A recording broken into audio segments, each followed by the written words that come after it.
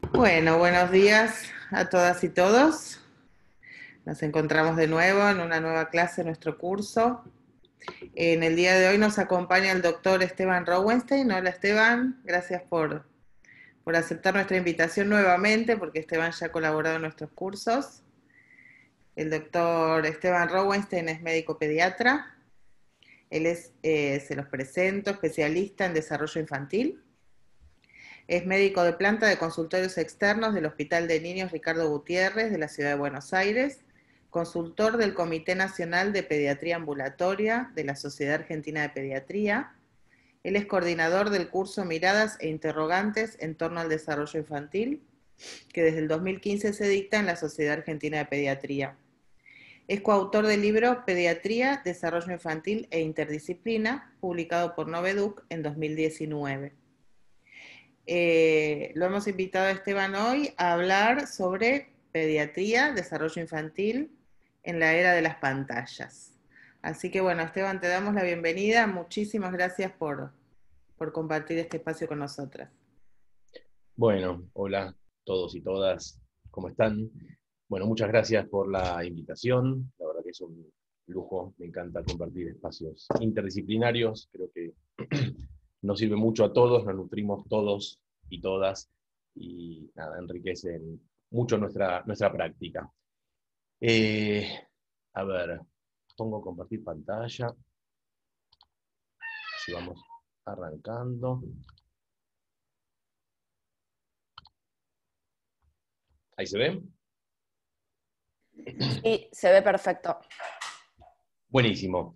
Bueno, vaya un tema interesante y actual, ¿no? El tema de las pantallas, creo que es un tema clave para todos, sobre todo para todos y todas los que trabajamos con niños y niñas. Eh, bueno, vamos a empezar un poco, les cuento cómo, cuando me planteó Monique y la gente del equipo un poco la charla, pensé a ver qué les puedo llegar a aportar a ustedes, un grupo de psicopedagogos, psicopedagogas con experiencia. Bueno, y pensé un poco que podía llegar a ser interesante la cuestión de qué es lo que pasa desde, cómo pensamos desde el consultorio pediátrico la cuestión de las pantallas, de las nuevas tecnologías, de las famosas TICs, en relación a nuestra práctica, ¿no? Y para eso me parecía importante dividir esta charla en tres partes. En la primera parte, un poquito lo que quería compartir, lo que les voy a contar, son algunas generalidades sobre la primera parte de este título, que es Pediatría y Desarrollo Infantil, ¿sí? Un poco cómo nosotros pensamos a los niños en general y al desarrollo infantil en particular, que me parece que esto es importante en nuestro posicionamiento, darle un marco porque esto aplica después a la influencia que pueden llegar a tener las pantallas en el desarrollo de los niños y las niñas y cómo los atraviesa en general más allá del desarrollo. Nosotros en el consultorio pediátrico, si bien el desarrollo es una parte muy importante, bueno, hay otros aspectos que también las pantallas pueden afectar. La segunda parte de la charla voy a hablar un poquito sobre la era de las pantallas, un poco poner en situación de qué hablamos y por qué hablamos de la era de las pantallas. Y en tercer término, ahí sí, voy a hablar más específicamente de lo que es la pediatría, el desarrollo infantil y la era de las pantallas. Ahí sí nos vamos a meter en el consultorio y quiero compartir un poco de algunas situaciones, cosas que uno ve, cosas que escucha y cómo nosotros pensamos eh, desde el consultorio las pantallas y cómo atraviesa a las familias. Muy bien, entonces para empezar con esta cuestión más marco, creo que la primera pregunta importante que nos tenemos que hacer es a qué sujeto niño nos referimos cuando estamos ante nuestro objeto de estudio, ¿no? ¿De qué niño hablamos? Según el posicionamiento que uno tenga en relación al desarrollo, eh, es como uno va a pensar la, la relación con las pantallas y la influencia en el desarrollo. Luego, otras preguntas que surgen de esta es qué entendemos por desarrollo infantil y cuáles son los determinantes del desarrollo de los niños y de las niñas. Entonces, para empezar, a ver, entendemos el desarrollo infantil, esto lo aclaro, ya lo conocen todos, como un proceso de cambio, que es lo que permite que los niños y las niñas puedan adquirir cada vez niveles más complejos de habilidades comunicativas, de lenguaje, de pensamiento, de formas de relacionarse con los otros, de movimientos, de posturas y de emociones. Y que a los fines de facilitar un abordaje, y a los fines también de la enseñanza, solemos dividir el desarrollo infantil en distintos aspectos, en aspecto físico, cognitivo, lenguaje, socioemocional, pero no es que no son compartimentos estancos, no es que hay sectores específicos que se dedican a una cosa y a la otra, si bien hay ciertas regiones que tienen más especialización para el desarrollo, por ejemplo, del lenguaje que otras, no es que son compartimentos estancos, y el desarrollo de una de estas áreas, desde ya que favorece el desarrollo de las otras, están absolutamente imbricados.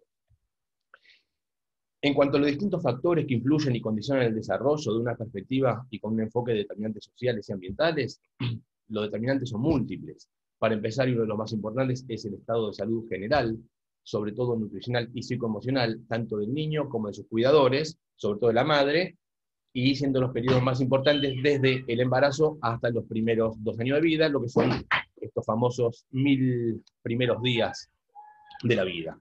Luego, la herencia genética, la familia, los vínculos intrafamiliares, la dinámica familiar, las experiencias afectivas en las etapas tempranas, la organización psíquica que va constituyendo ese niño o niña, el temperamento y la personalidad, entendiendo a los niños como sujetos activos de su desarrollo, pudiendo favorecer en más o en menos, según estas características, su propio desarrollo.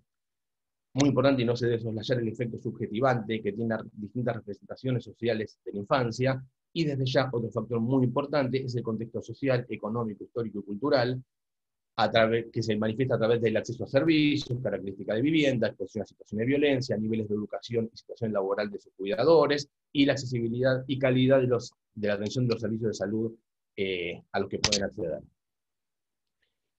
Ahora bien, existe una histórica controversia en relación a los distintos grados de influencia que ejerce tanto la genética como el ambiente para determinar lo que es el desarrollo humano en general y desarrollo de los niños en particular.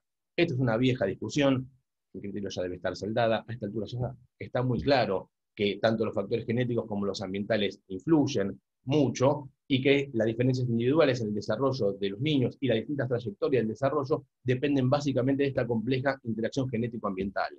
Hay dos conceptos ya bien conocidos, pero que los traigo muy brevemente, que sustentan estas afirmaciones. Uno es el descubrimiento, la demostración de los fenómenos epigenéticos. En los fenómenos epigenéticos, a través de esto lo que se pudo demostrar es que el ambiente puede afectar el ADN a través de la activación o la inactivación de la expresión de genes sin alterar la secuencia del ADN. Antes se creía que el ADN era algo fijo, estanco, que era un mapa en el cual estaba todo escrito un poco el futuro de niños y niñas. Ahora se sabe que no.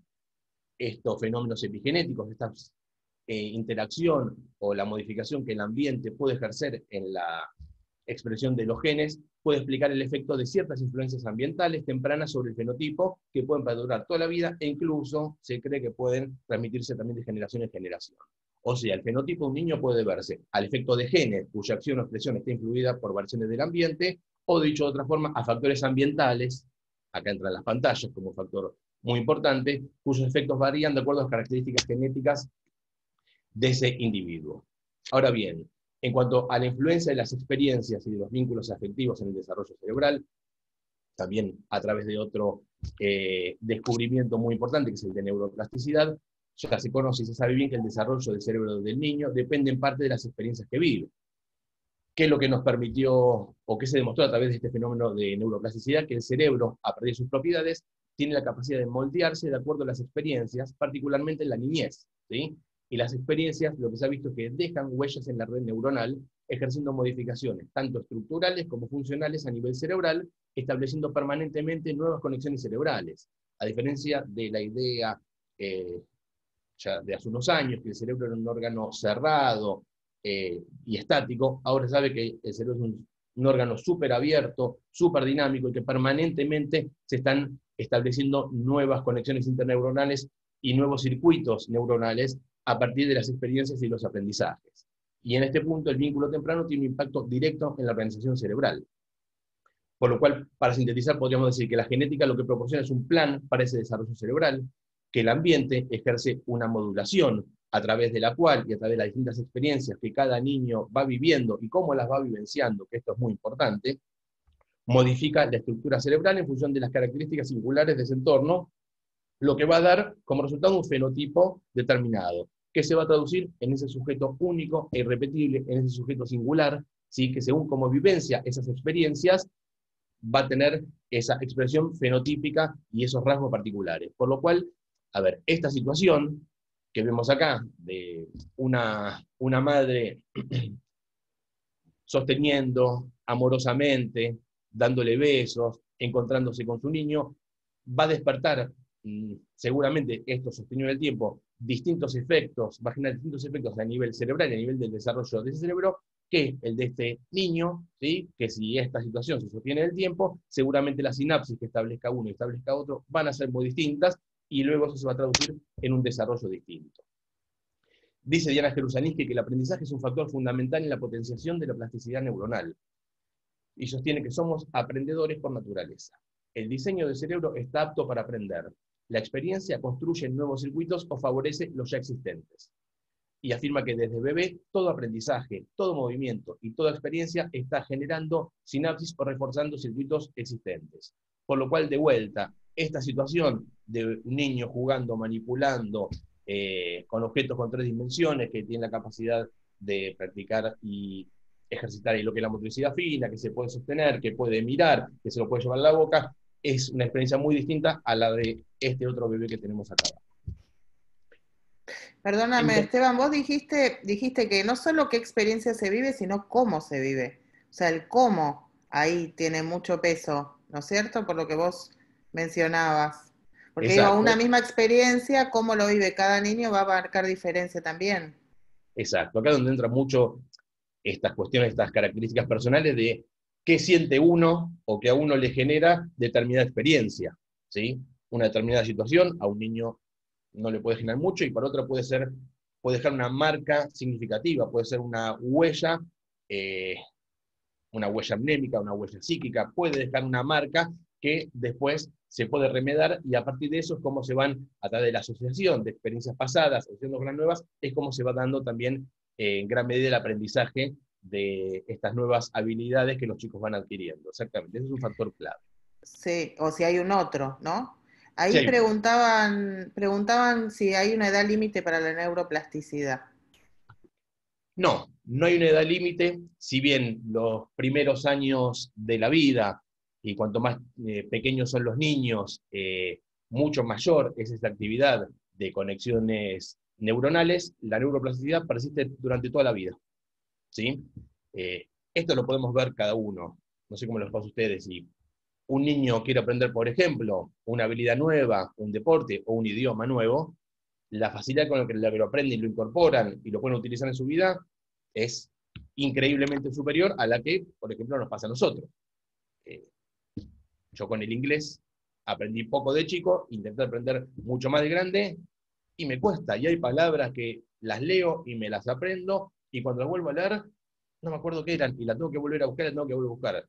Esta diferencia, si bien hay posibilidad de aprendizaje desde ya y hay neuroplasticidad y se siguen estableciendo nuevos circuitos porque uno sigue aprendiendo permanentemente, la posibilidad y la dinámica de neuroplasticidad, de nuevas conexiones en niños pequeños es mucho mayor que en adultos.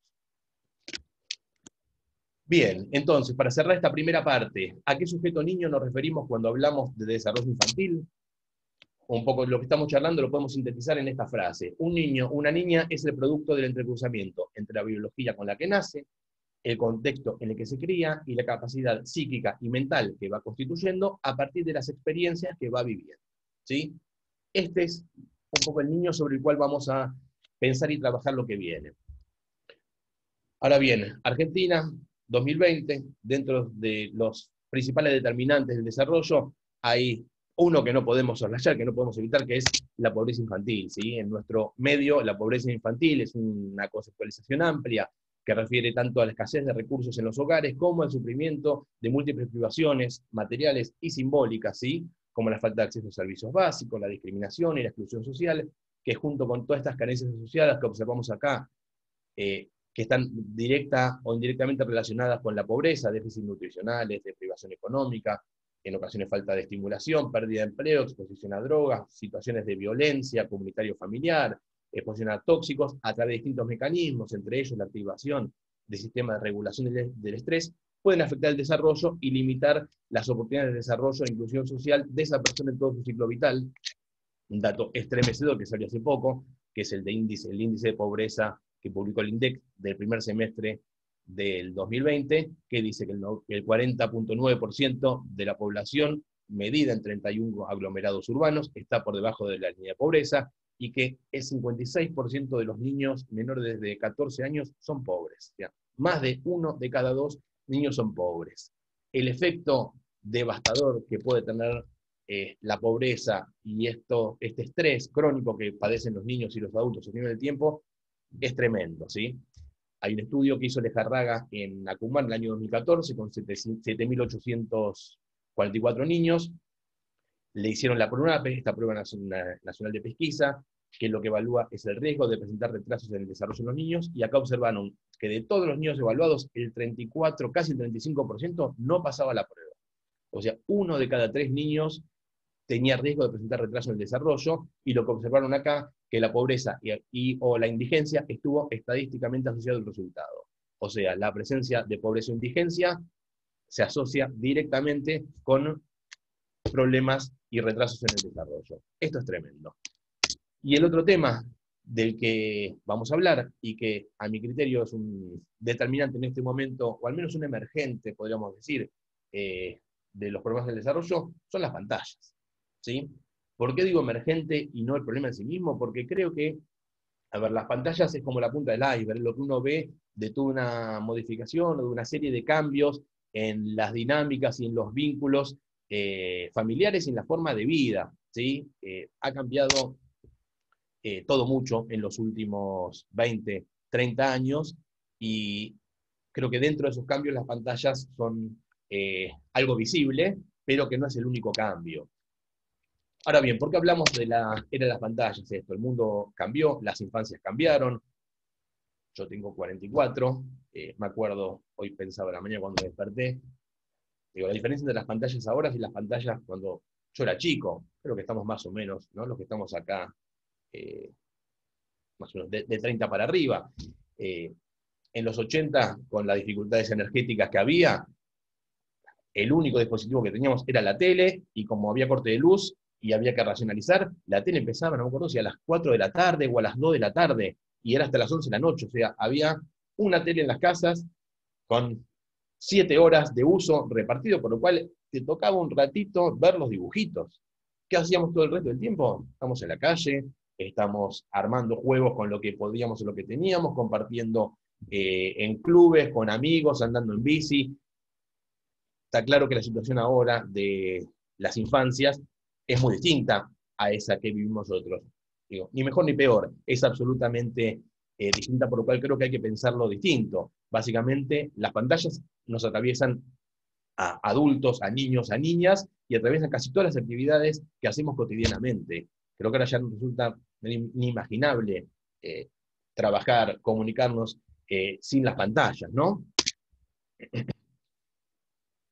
¿Cuál es el impacto de las pantallas en los últimos años? Claramente establecieron un cambio cualitativo en lo que son nuestras vidas.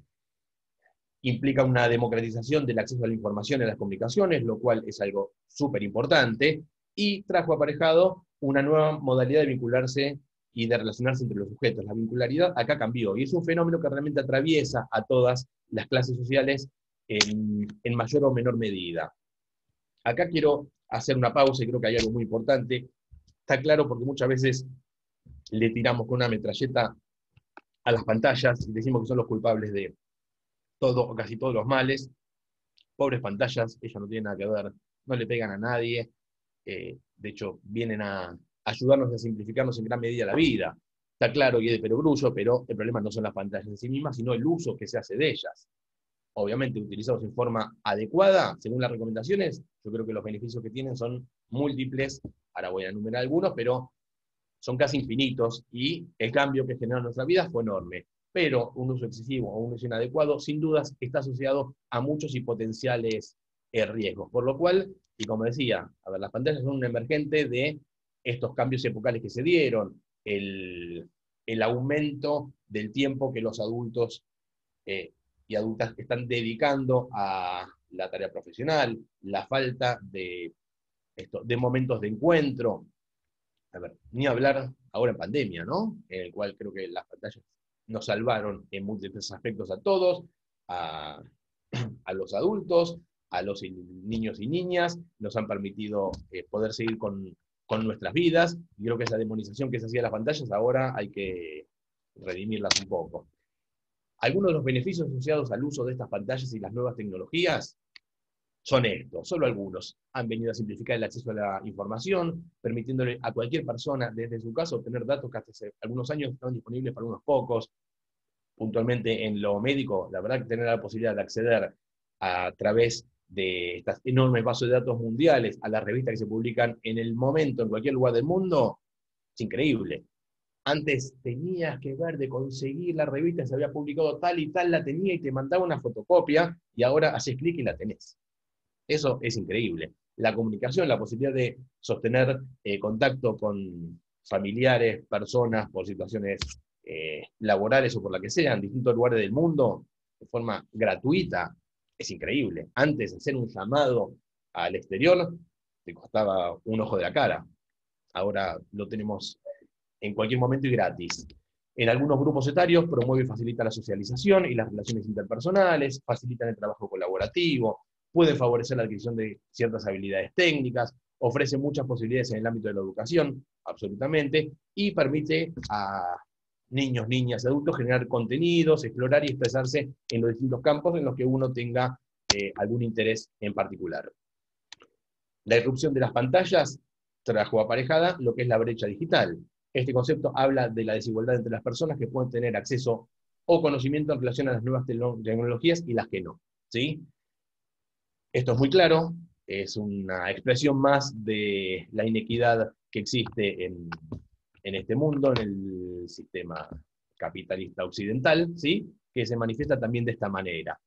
Al principio, ilusamente se creía que con el correr del tiempo se iba a universalizar mucho más el acceso a dispositivos, pero sobre todo más que a los dispositivos, que eso algo se viene dando a los contenidos, ¿sí? Y a las cosas que se pueden hacer con esos dispositivos. Estas desigualdades hay de dos tipos, lo que es el acceso a los equipamientos, que es lo que se llama la primera brecha digital, que esto ahora vamos a ver, en realidad ya no es tan grande, si bien por supuesto existe, y hay gente que está absolutamente excluida de tener la posibilidad, por ejemplo, de acceder a un celular, un teléfono inteligente. Es mucho más importante la segunda brecha digital, que refiere a la utilización y a la comprensión de estas tecnologías que ya se encuentran disponibles y al alcance, ¿sí? Esto no hace más que aumentar esa brecha. Ahora bien, para darle un poco un marco a por qué hablamos de la era de las pantallas, traigo acá algunos datos duros, algunas encuestas y algunos estudios que hablan del impacto, de cómo atraviesa, de qué grado de penetración tienen las pantallas en nuestras vidas. Acá les traigo primero una encuesta que hizo el INDEC en el año 2015, que es la encuesta nacional sobre acceso y uso de tecnologías de la información y la comunicación, que acá lo que se observó, que en la Argentina el 98% de los hogares tenía TV, que más del 60% disponía al menos de una computadora con acceso a Internet, y que en el 89% de las casas había teléfonos celulares. En el 2015, en la Argentina había 45 millones de teléfonos celulares, o sea, había más teléfonos celulares que personas. 5 años después, este número aumentó un montón. Dicen que hay alrededor de unos 60 millones de líneas. Entonces, dice esta misma encuesta que la televisión, la computadora, el celular y la tableta son las pantallas más presentes en la vida cotidiana de los niños y las niñas. Claramente la televisión es la pantalla que más tiempo ocupa en la vida de los niños argentinos, es la más vieja también, que la computadora es la que más creció en los últimos años, que permite, entre otras cosas, navegar por internet, estar comunicados con amigos a través de redes sociales y buscar información sobre los temas que les interesan. Y respecto a los celulares y las tabletas, es la única pantalla que puede acompañar a los niños las 24 horas. Esto es algo muy importante, el tema de la miniaturización de los dispositivos y la portabilidad hace que pueda estar adherido a su cuerpo y poder trasladarlos de un lado a otro, y si no hay alguien ahí que establezca un corte, los acompañan tranquilamente las 24 horas, como a veces casi ocurre. Les permite esto, estar comunicados con amigos, escuchar música, ver series, películas, navegar por la web, y lo que decíamos antes, en sí el uso del celular, lo que observaron acá en este estudio, es que no diferencia entre clases sociales. Es un fenómeno que sí, la tenencia de celulares atraviesa, y lo tienen casi todos, por supuesto hay gente que está excluida también de esto, pero la mayoría pudo tener acceso al menos a un teléfono celular. En cuanto a la exposición y uso de dispositivos móviles multimedia por parte de niños pequeños, este es un estudio que se hizo en Estados Unidos, para dar un poco, la traje para dar una idea de la dimensión a nivel mundial en otros lugares del mundo, en un centro urbano de bajos ingresos, entre niños de 6 meses a 4 años, ellos lo que vieron es que en los hogares el TV tenía el 97% de las casas, tablet el 83%, smartphones el 77%, que a los 4 años la mitad tenía su propia TV y el 75% su propio teléfono. 4 años, su propio teléfono, 75%. El 97% de los niños usaban dispositivos móviles, la mayoría comenzó a utilizarlos antes del año, después vamos a ver las recomendaciones, pero esto es un dato a tener en cuenta.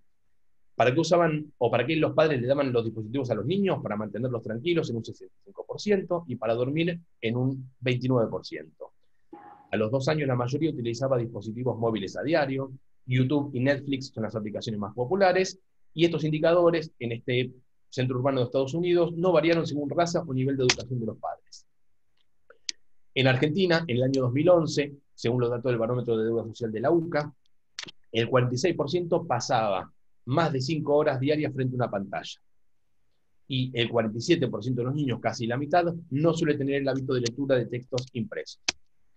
Que cuando sube uno, baja el otro, ¿no? Esto es un estudio muy interesante. A ver, con las pantallas pasa algo que hay muchas encuestas, pero la verdad que es muy difícil de saber a ciencia cierta cuál es el impacto que tienen. Hay pocos estudios, muy pocos estudios, que hablan o que intentan demostrar alguna relación, específicamente hablando del desarrollo, con el uso de pantallas. Este es uno que es muy interesante, es del año pasado, se publicó en la revista JAMA Pediatrics, una revista súper prestigiosa, que se hizo en Canadá. Es un estudio prospectivo que se hizo después, voy a ir un poquito más detallado sobre este estudio específicamente, pero acá lo que mostraron que en Canadá,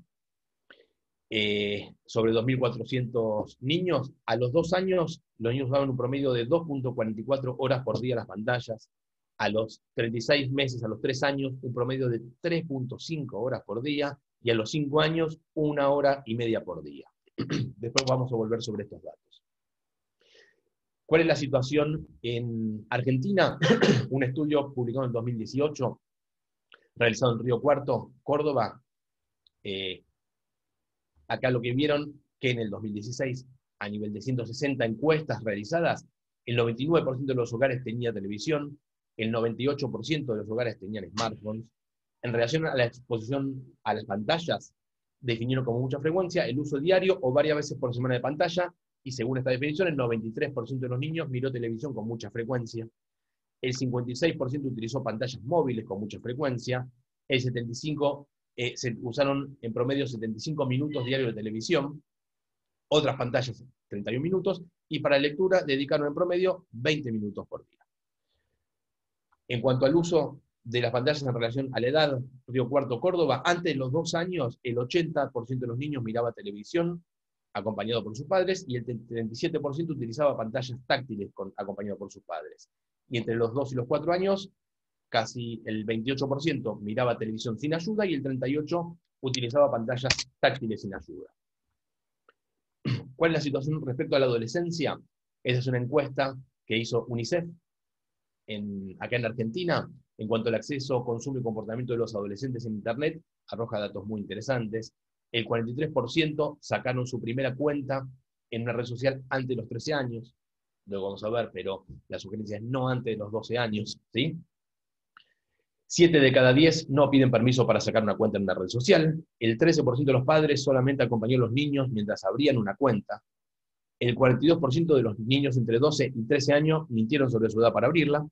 Y 4 de cada 10 tienen más de 500 amigos en Facebook. Respecto a situaciones que vivieron en Internet, y esto es lo que pasa y que muchos de nosotros, si no estamos al lado acompañando a nuestros hijos, no nos enteramos nunca. El 65% tuvieron que bloquear a alguna persona, El 33% publicó contenido y luego lo borró por las consecuencias. El 26% mintió sobre la edad. El 25% refiere que se contactó con personas que no conocía a través de las redes. El 17% envió un mensaje ofensivo y el 14% le dio su número de teléfono o dirección a un desconocido.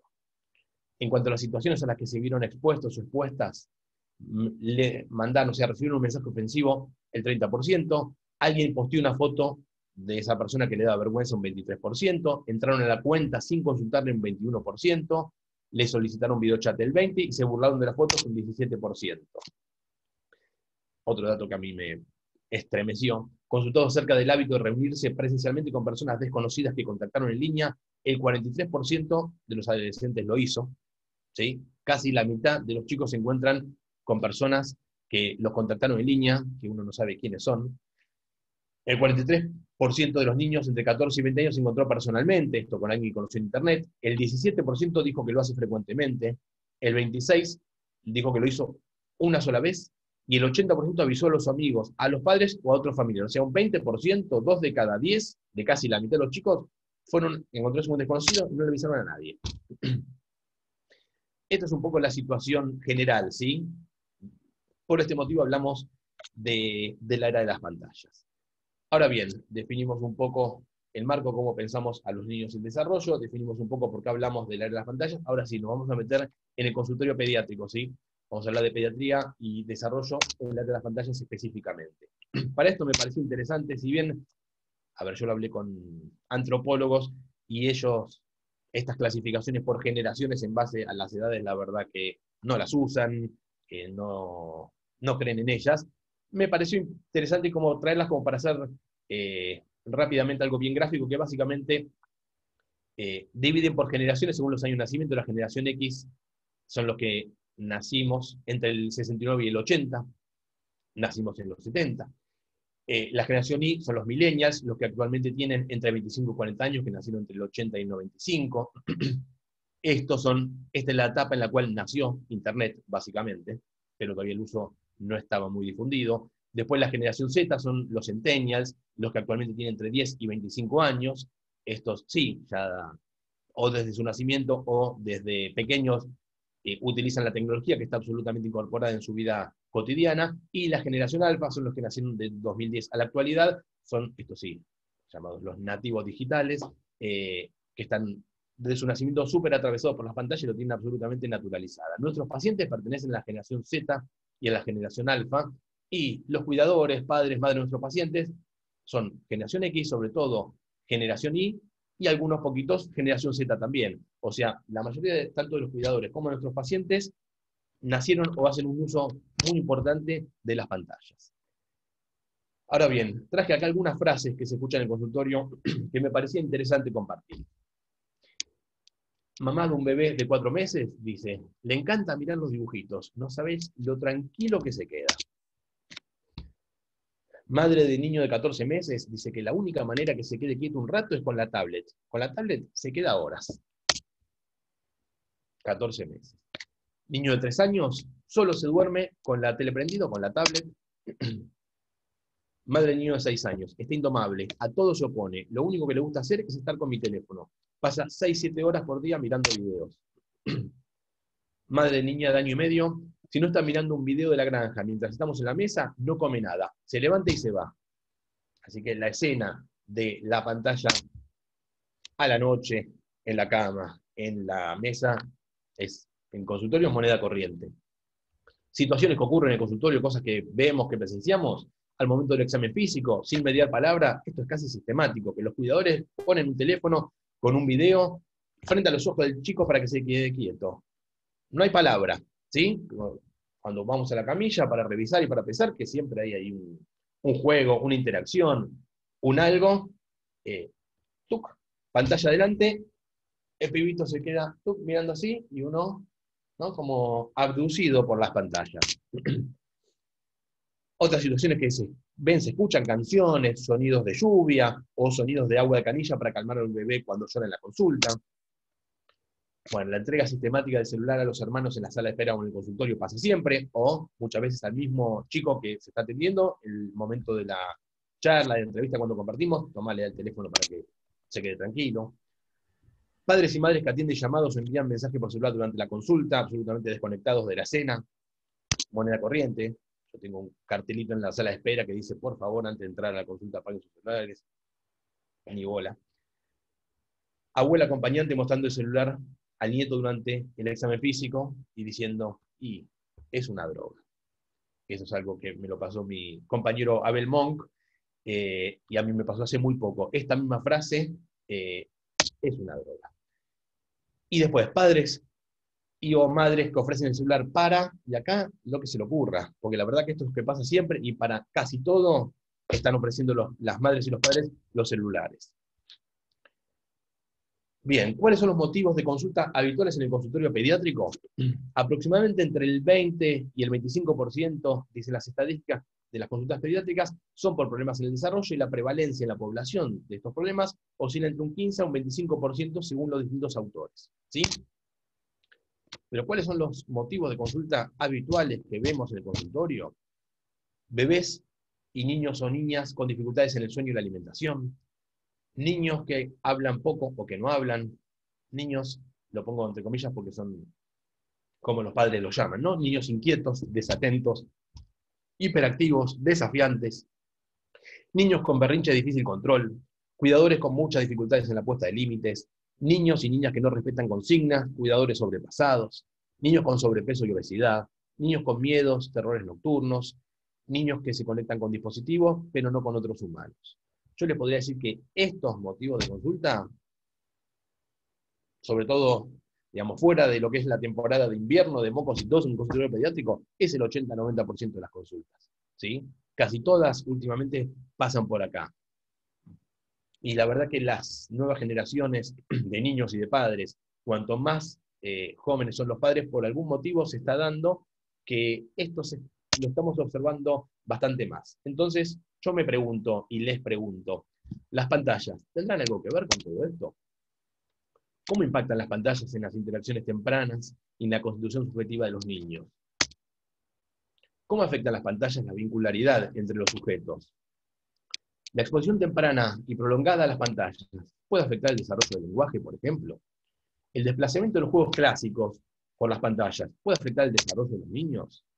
La inmediatez de las pantallas puede generar inquietud y ansiedad en la vida real. Otra pregunta que les hago. Situaciones que pasan habitualmente, situaciones de estrés, que los chicos viven como estrés, múltiples.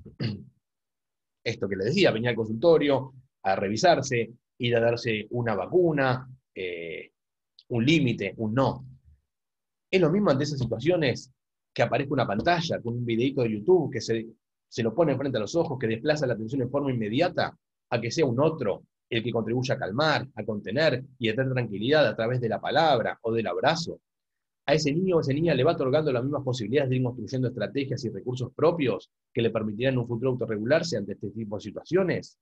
¿Cómo se van subjetivando estos niños, ¿no? ¿Cómo se van estructurando psíquicamente?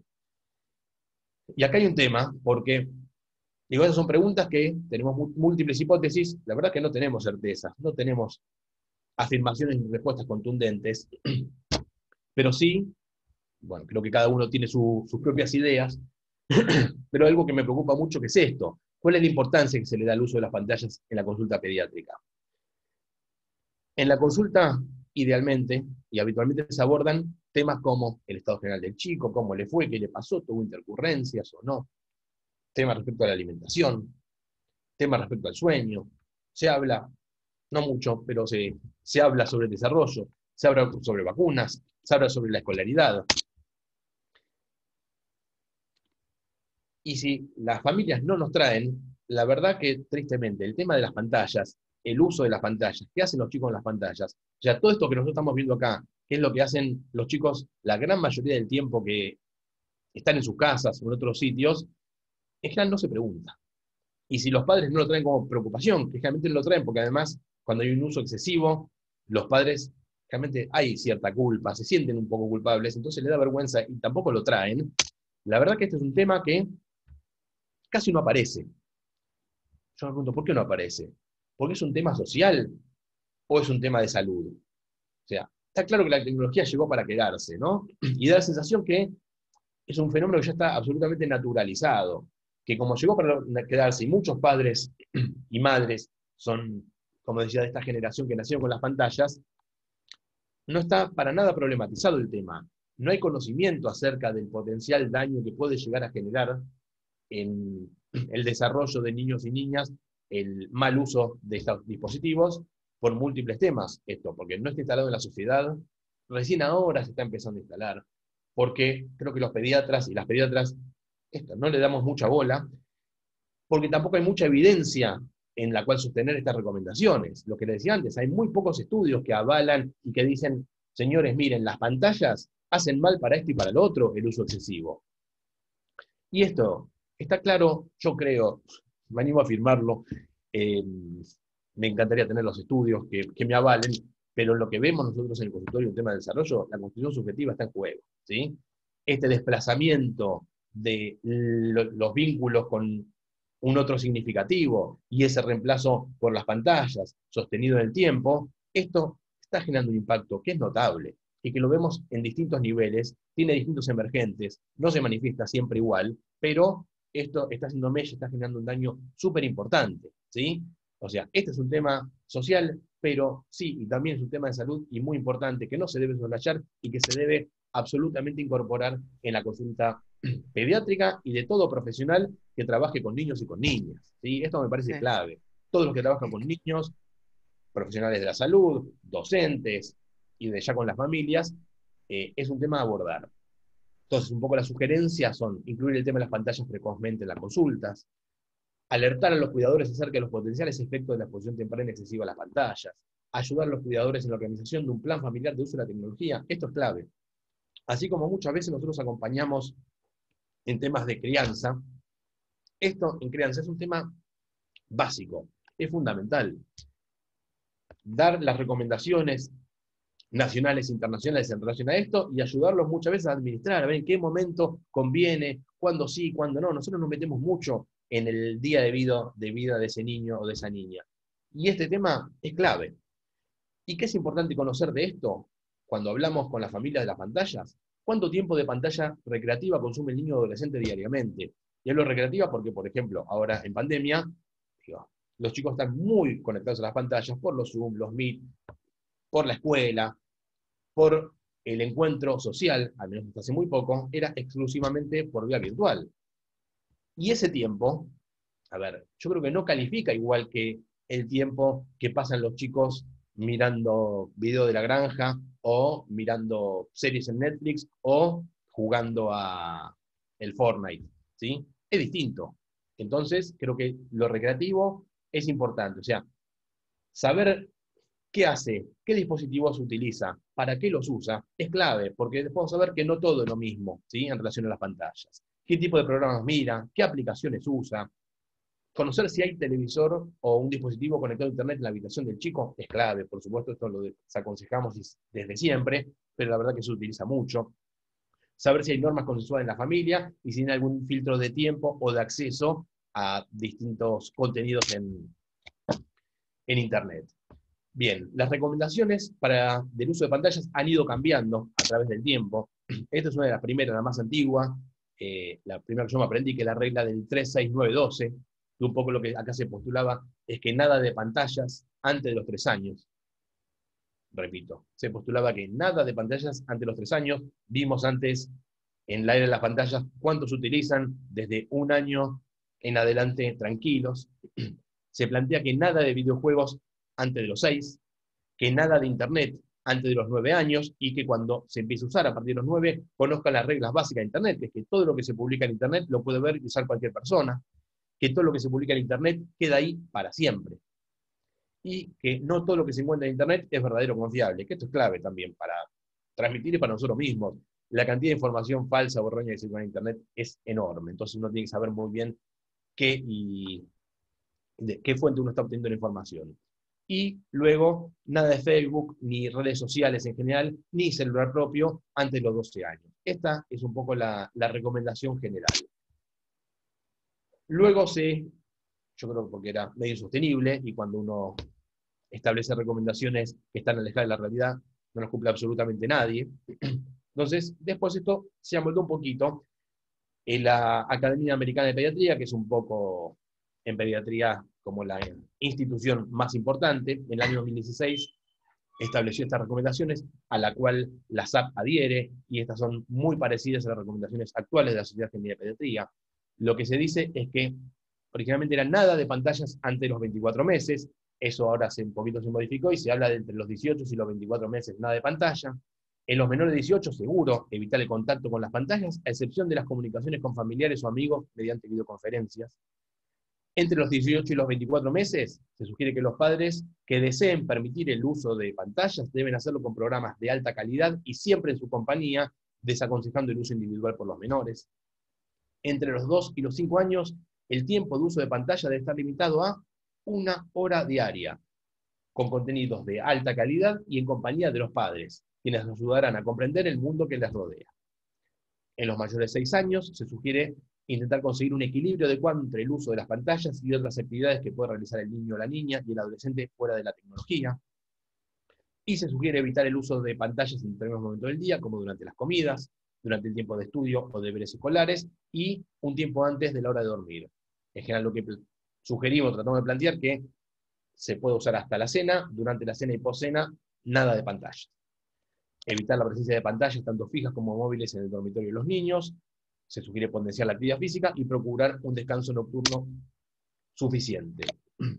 Dice Roxana Morduchowicz, una estudiosa del tema pantallas, es crack, y sostiene que la capacidad de reflexión, el criterio y la experiencia de vida siguen siendo de los adultos, y es esta actitud la que necesitan los niños para hacer un uso responsable de las pantallas de Internet. O sea, uno no puede desligar el uso de las pantallas a los chicos.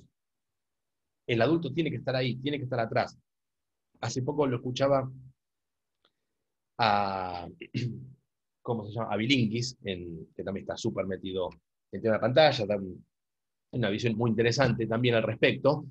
Y él decía, así como a nadie se le ocurriría a un chico cuando empieza a caminar, o después a los 2 o 3 años salir a la calle y dejarlo solo para que ande, camine y cruce una calle, sería de locos, que plantea que con Internet es lo mismo.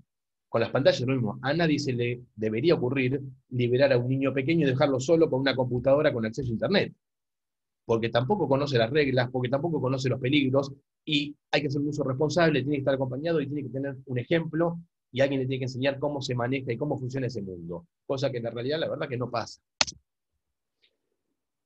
Bien, en cuanto al efecto del uso de las pantallas en sí mismo, las consecuencias, cuando hablamos de los efectos, en general hablamos del uso inadecuado, el uso excesivo o inadecuado de pantallas. La realidad es que el efecto que tienen no es lo mismo para todos, depende muchísimo de la edad. No es lo mismo esto, un niño pequeño que está en pleno proceso de estructuración de su psiquismo, ¿sí?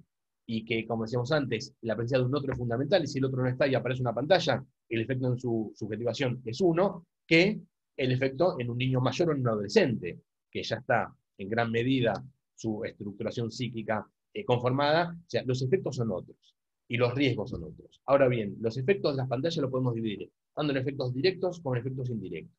Los efectos directos son los que están directamente relacionados con los contenidos, con los efectos en el cuerpo que producen la exposición inadecuada a las pantallas y con el efecto que tiene en el encuentro.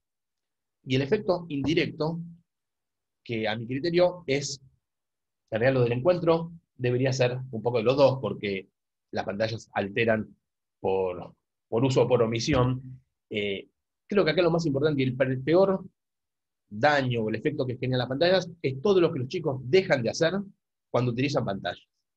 Yo creo que ese es el principal problema. O sea, el desplazamiento que hace la pantalla de el juego creativo, de las relaciones sociales, del encuentro, del afecto, del estudio, de la lectura, del deporte, es uno de los principales efectos que tienen las pantallas.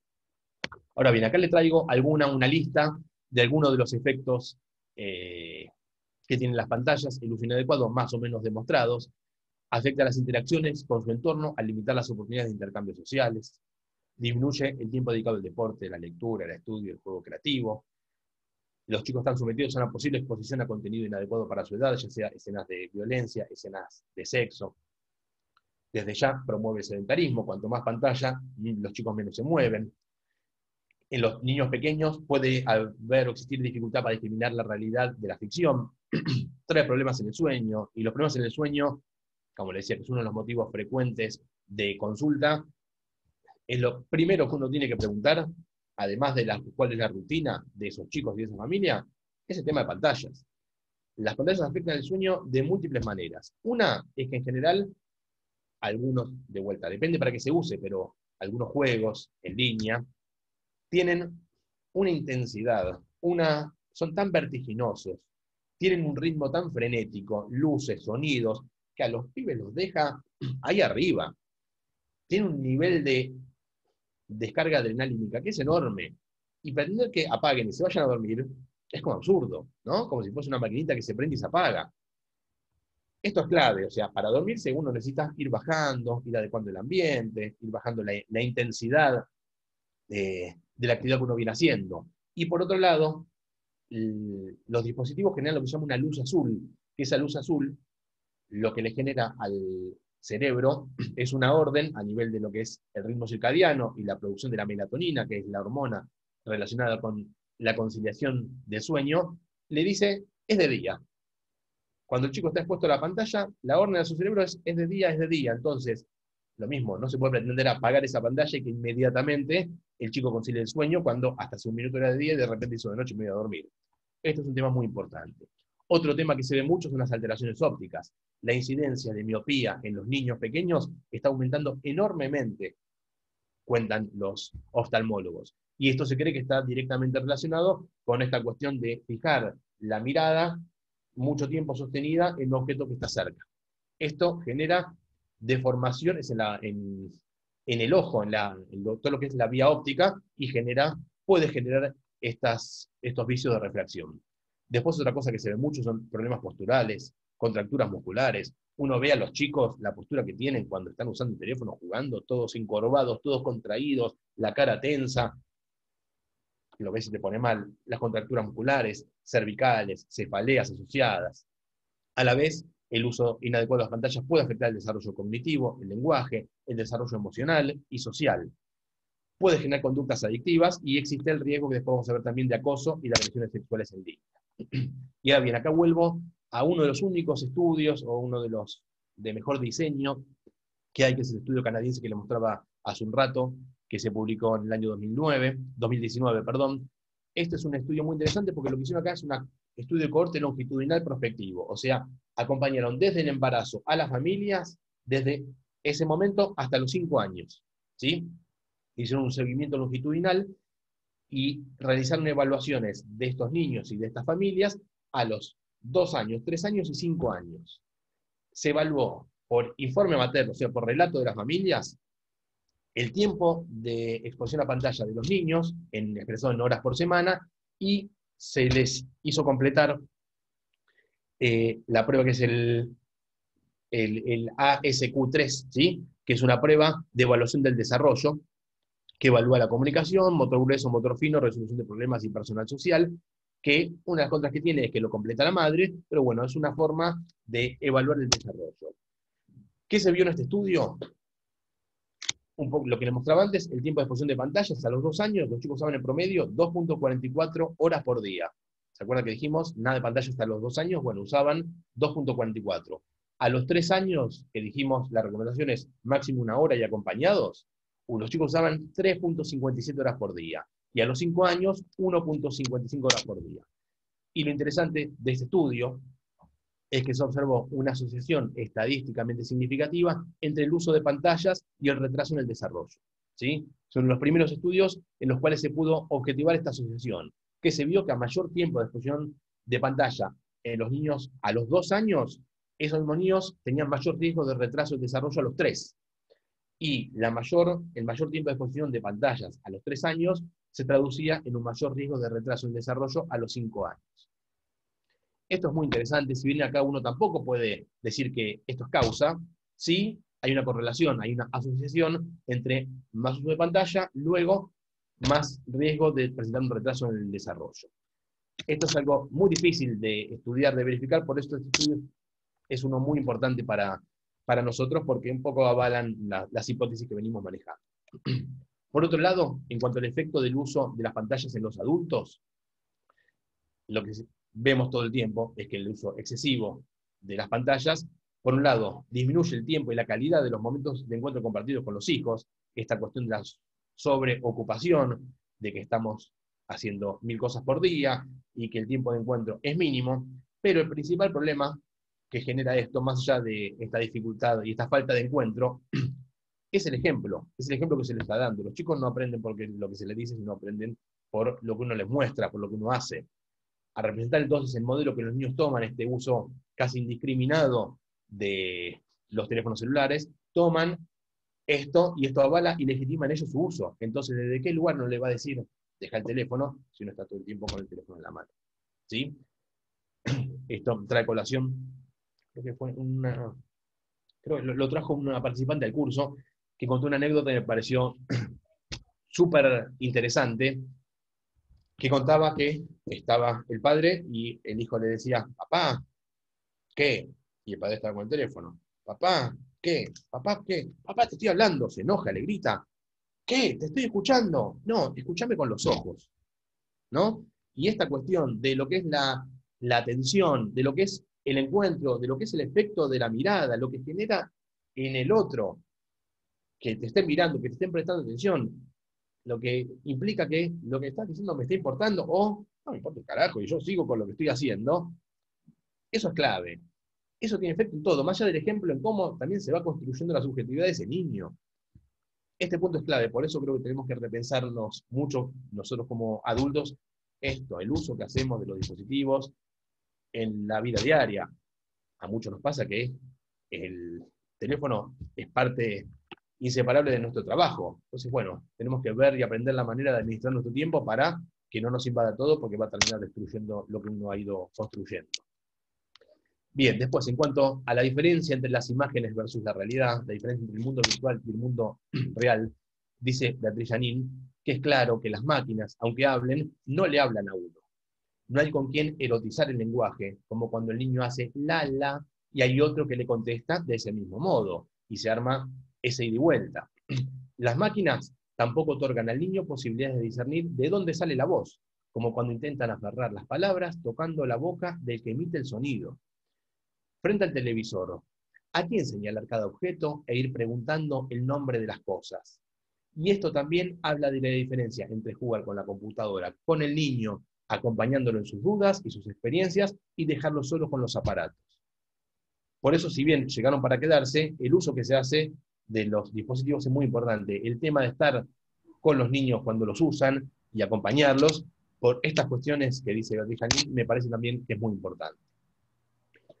Luego, Paula Landen trae algunas diferencias entre imágenes y realidad, entre lo virtual y lo real, que es que en el mundo virtual hay una prevalencia de imágenes sobre los relatos, como ocurre en la vida real, que las imágenes cuando provienen de los aparatos no tienen en cuenta los tiempos ni las reacciones de ese niño, y que los relatos de historias reales o fantasiadas permiten la apropiación y la recreación sobre eso que se está haciendo. Promueve el sedentarismo, restringe la motricidad gruesa y la exploración del ambiente. Paula Landen es psicomotricista, entonces también hace mucho hincapié en este punto del movimiento del cuerpo, del tono y las transiciones. Aclara algo que muchos padres se sienten muy orgullosos, dicen, tiene 1 año y no sabes cómo maneja el teléfono, mueve el dedo como loco, entra y sale de las aplicaciones, y ella aclara que el touch no es motricidad fina, es motricidad digital, o sea, ni siquiera es que te está estimulando la pinza y la motricidad fina que ponele que uno después lo podría usar para otros medios. Retrasa la adquisición del lenguaje en tanto acto comunicacional, o sea, hay un escuchador sin un interlocutor, altera el proceso de desarrollo emocional y la empatía por falta de un interlocutor sensible, y aclara esto, que es muy importante, un niño hipnotizado no es un niño atento. Muchas familias cuando vienen al consultorio trayendo el tema de la dificultad para sostener la atención, la dificultad para poder leer o hacer una cosa a la vez, dice, con lo único que se quedan atentos es con la pantalla. Y esto me parece importante, o sea, el pibe está hipnotizado, está abducido por la pantalla. Podemos discutir si esto es atención. Bueno, luego, en cuanto a las pantallas, como decíamos, la verdad que no todo es lo mismo, ¿sí? Y sobre todo en relación al desarrollo. Acá hay algunas cosas que parece importante como para seleccionar qué es mejor o qué es menos peor en relación a las pantallas. y es una lista de cosas que se deben tener en cuenta al evaluar un juego electrónico o aplicaciones para niños pequeños. Estas son algunas de las características que podríamos decir positivas de los juegos para niños pequeños, que son la reactividad. Esto implica o significa si el dispositivo puede responder a algo que el niño hace o no. La interactividad, o sea, si el dispositivo puede provocar reacciones de un niño basado en acciones que él o ella tomó, si hay alguna medida de un ida y vuelta. La adaptabilidad, o sea, si el dispositivo puede comportarse de manera diferente en función de las particularidades del niño, la edad o sus preferencias. La progresividad, si el dispositivo de juego propone al niño un camino continuo que comience donde él dejó la última vez, avanzando en complejidad a medida que el niño comprende la estrategia, o si empieza siempre de cero.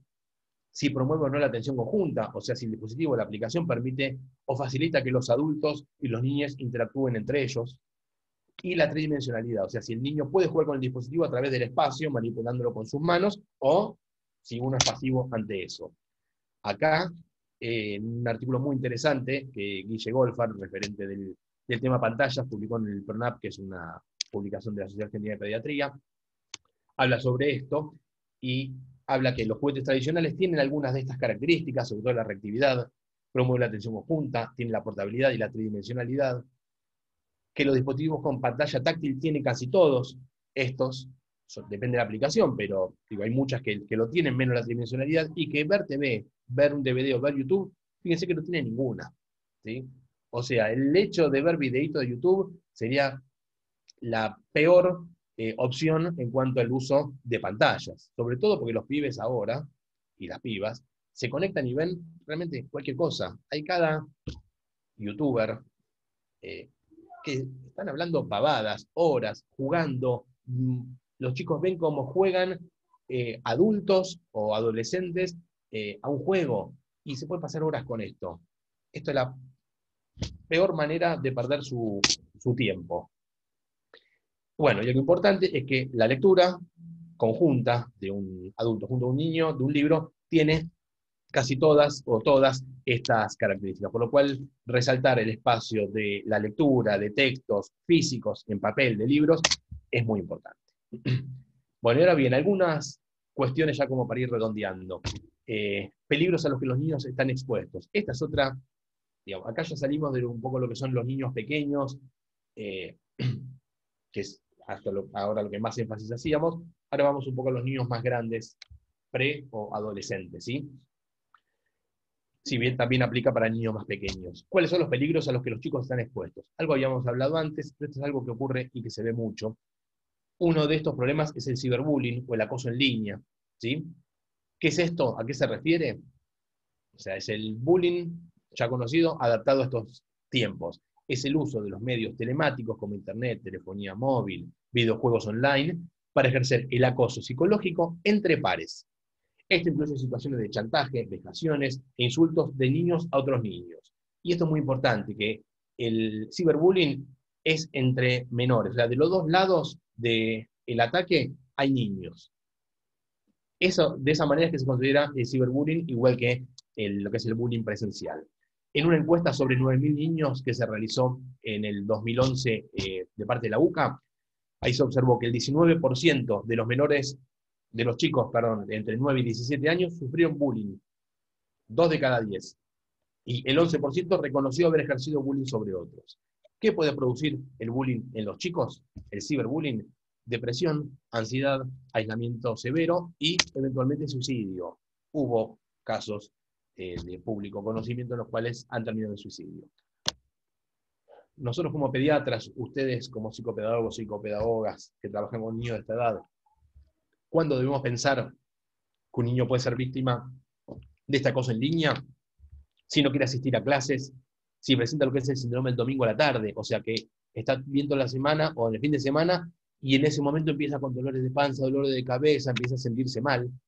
Si los chicos o las chicas aparecen con golpes o moretones injustificados, si presentan irritabilidad, nerviosismo, cambio de carácter, tristeza, insomnio, si no tiene más ganas de ver a los amigos ni de salir de la casa, si de repente vuelve a casa y le faltan cosas de la cartuchera, si tiene pérdida de objetos, si pierde el dinero que los chicos llevan a veces al cole, o esto que decía, si presentan ciertos dolores inespecíficos, ciertos dolores que podemos llamar dolores del alma, ¿sí? Cefaleas, dolores ambientales que no se traducen en ninguna afección orgánica, sino que son somatizaciones de cosas que le están pasando a esos chicos. Otra cuestión a la que están expuestos es al sexting. También muy de moda en este momento es el envío de imágenes, ya sea fotografías o videos, de contenido sexual por medio de un dispositivo móvil. La imagen puede ser producida tanto por el propio protagonista como por otras personas de forma consciente y consentida por aquel, o pueden ser robadas y publicadas sin su consentimiento. Una encuesta realizada en el año 2012 en Latinoamérica con 5.500 personas reveló que los riesgos asociados al sexting son, en el 59% de los casos, la extorsión, se relaciona con el ciberbullying en el 45%, en el 42% con daños al honor, la intimidad o la imagen, y en el 36% de los casos de pornografía infantil.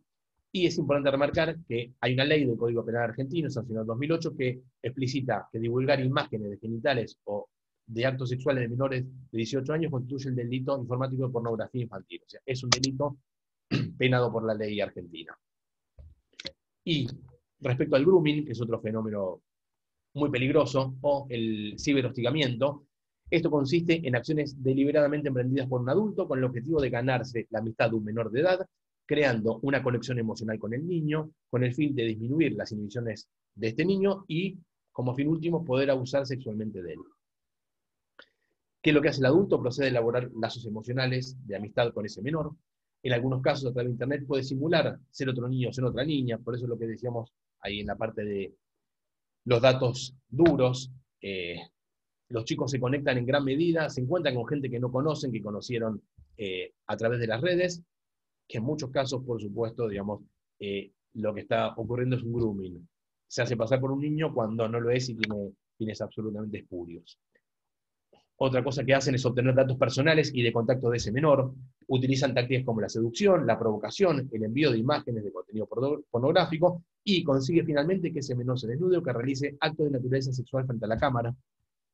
Y así como se inicia el acoso, empiezan a chantajear a la víctima para obtener cada vez más material pornográfico, o eventualmente tener un encuentro físico con el menor para abusar sexualmente de él, generalmente bajo amenaza de hablar de las otras cosas que había hecho. Y los chicos, por miedo o por culpa, no hablan con los amigos, no hablan con los padres, con las madres, y siguen este camino. El grooming ha sido declarado delito en la Argentina en el año 2013, ¿sí? También es una ley del Código Penal, y es un delito preparatorio de otro de carácter sexual mucho más grave. Ahora bien, lo otro que estamos viendo también con mucha frecuencia son conductas adictivas, ¿sí? En los chicos. Es otro fenómeno que en la pandemia se está dando mucho, la imposibilidad de salir, de tener contacto con otros chicos afuera, y esta suerte de naturalización de la comunicación con nosotros a través de las pantallas, muchas veces genera que sea muy complicado establecer y poner ciertos límites, porque además los padres suelen estar muy sobrecargados, muy sobredemandados, entonces con los chicos en casa es tomar el teléfono, ¿sí? Y esto viene generando, y también hemos recibido muchas consultas en este tiempo sobre el tema de conductas adictivas a los distintos dispositivos. ¿Cómo podemos sospechar o cuáles son las primeras señales de estas conductas? Los chicos pasan cada vez más tiempo conectados, están nerviosos o están tristes, y solo se les pasa si se conectan. Pasan todo el tiempo pensando en conectarse, no controlan el tiempo que pasan conectados y llegan a mentir, ¿sí? Muchas veces se ponen filtros de a las 2 horas o 3 horas se apaga, y los chicos muy hábiles saben cómo entrar y cómo modificar también esos filtros, esos límites de los mismos dispositivos. Muchas veces dejan de hacer sus actividades favoritas por estar conectados y prefieren relacionarse por internet que en persona con otros niños, sobre todo ahora que uno ya está empezando a salir. O que estamos pudiendo empezar a armar encuentros presenciales. Chicos que te dicen, no, yo no quiero salir, yo me quiero quedar acá. Y están ahí con Roblox, Among Us o distintos juegos, y Fortnite o otras aplicaciones que van apareciendo sucesivamente y que generan cada vez más adicción. ¿Y a qué llamamos conductas adictivas? Cuando hay un patrón, esto lo armó un consorcio europeo que investigó estos temas, trae esta definición de conducta adictiva como un patrón de comportamiento caracterizado por la pérdida de control sobre su uso, que conduce paulatinamente al aislamiento y al descuido de las relaciones sociales, de las actividades académicas y recreativas, así como en la salud y en la higiene personal. ¿Cuándo debemos pensar en adicción? Cuando hay un uso excesivo de Internet y ansiedad por esta falta de conexión, dificultad para disminuir el uso, no pueden parar, cuando hay descuido de las rutinas diarias, dejan de hacer actividad de colegio, dejan de conectarse con amigos, dejan de cumplir ciertas obligaciones, muchas veces también impacta en el aspecto físico, no se visten, no se bañan. Cuando hacen las actividades específicamente en línea, hay sensación de aburrimiento con otras actividades.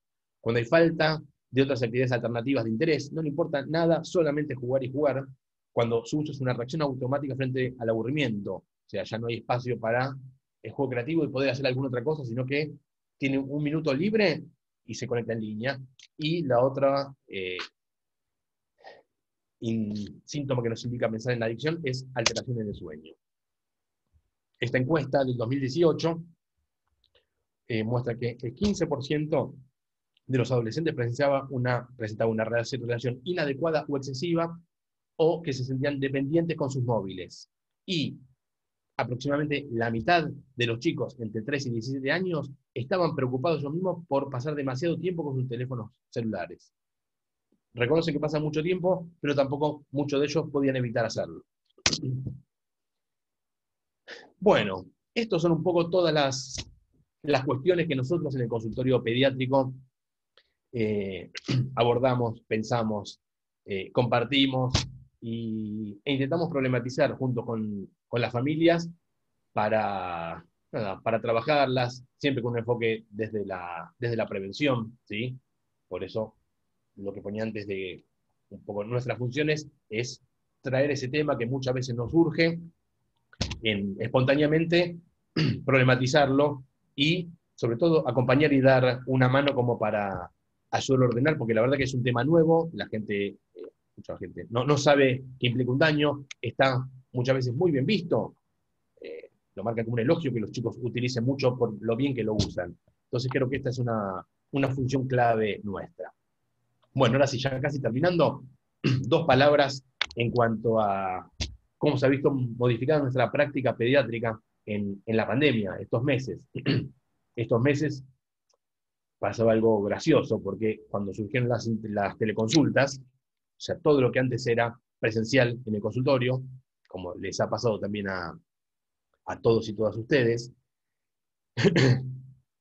viró y empezó a hacer a través de la pantalla. Lo cual, a ver, fue fantástico porque nos permitió entrar a las casas, pudimos ver la dinámica familiar in situ. Muchos chicos o incluso padres que cuando venían al consultorio tienen un comportamiento muy tranquilo, muy correcto, de repente en la casa se comportan tal cual son, y para nosotros está buenísimo, es una semiología invalorable de ver cómo se van dando esos vínculos, ver la casa, ver el contexto. A mí me hizo acordar mucho cuando hacía visitas a domicilio, y el hecho de ir a la casa de las familias y ver cómo viven, es una información que te suma muchísimo al trabajo de acompañamiento pediátrico que uno hace.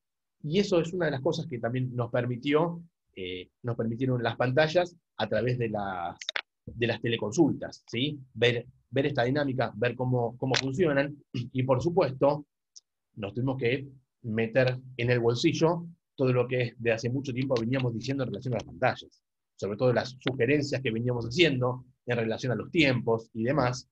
Lo primero que uno decía es, bueno, todo lo que hablamos hasta ahora, olvídense.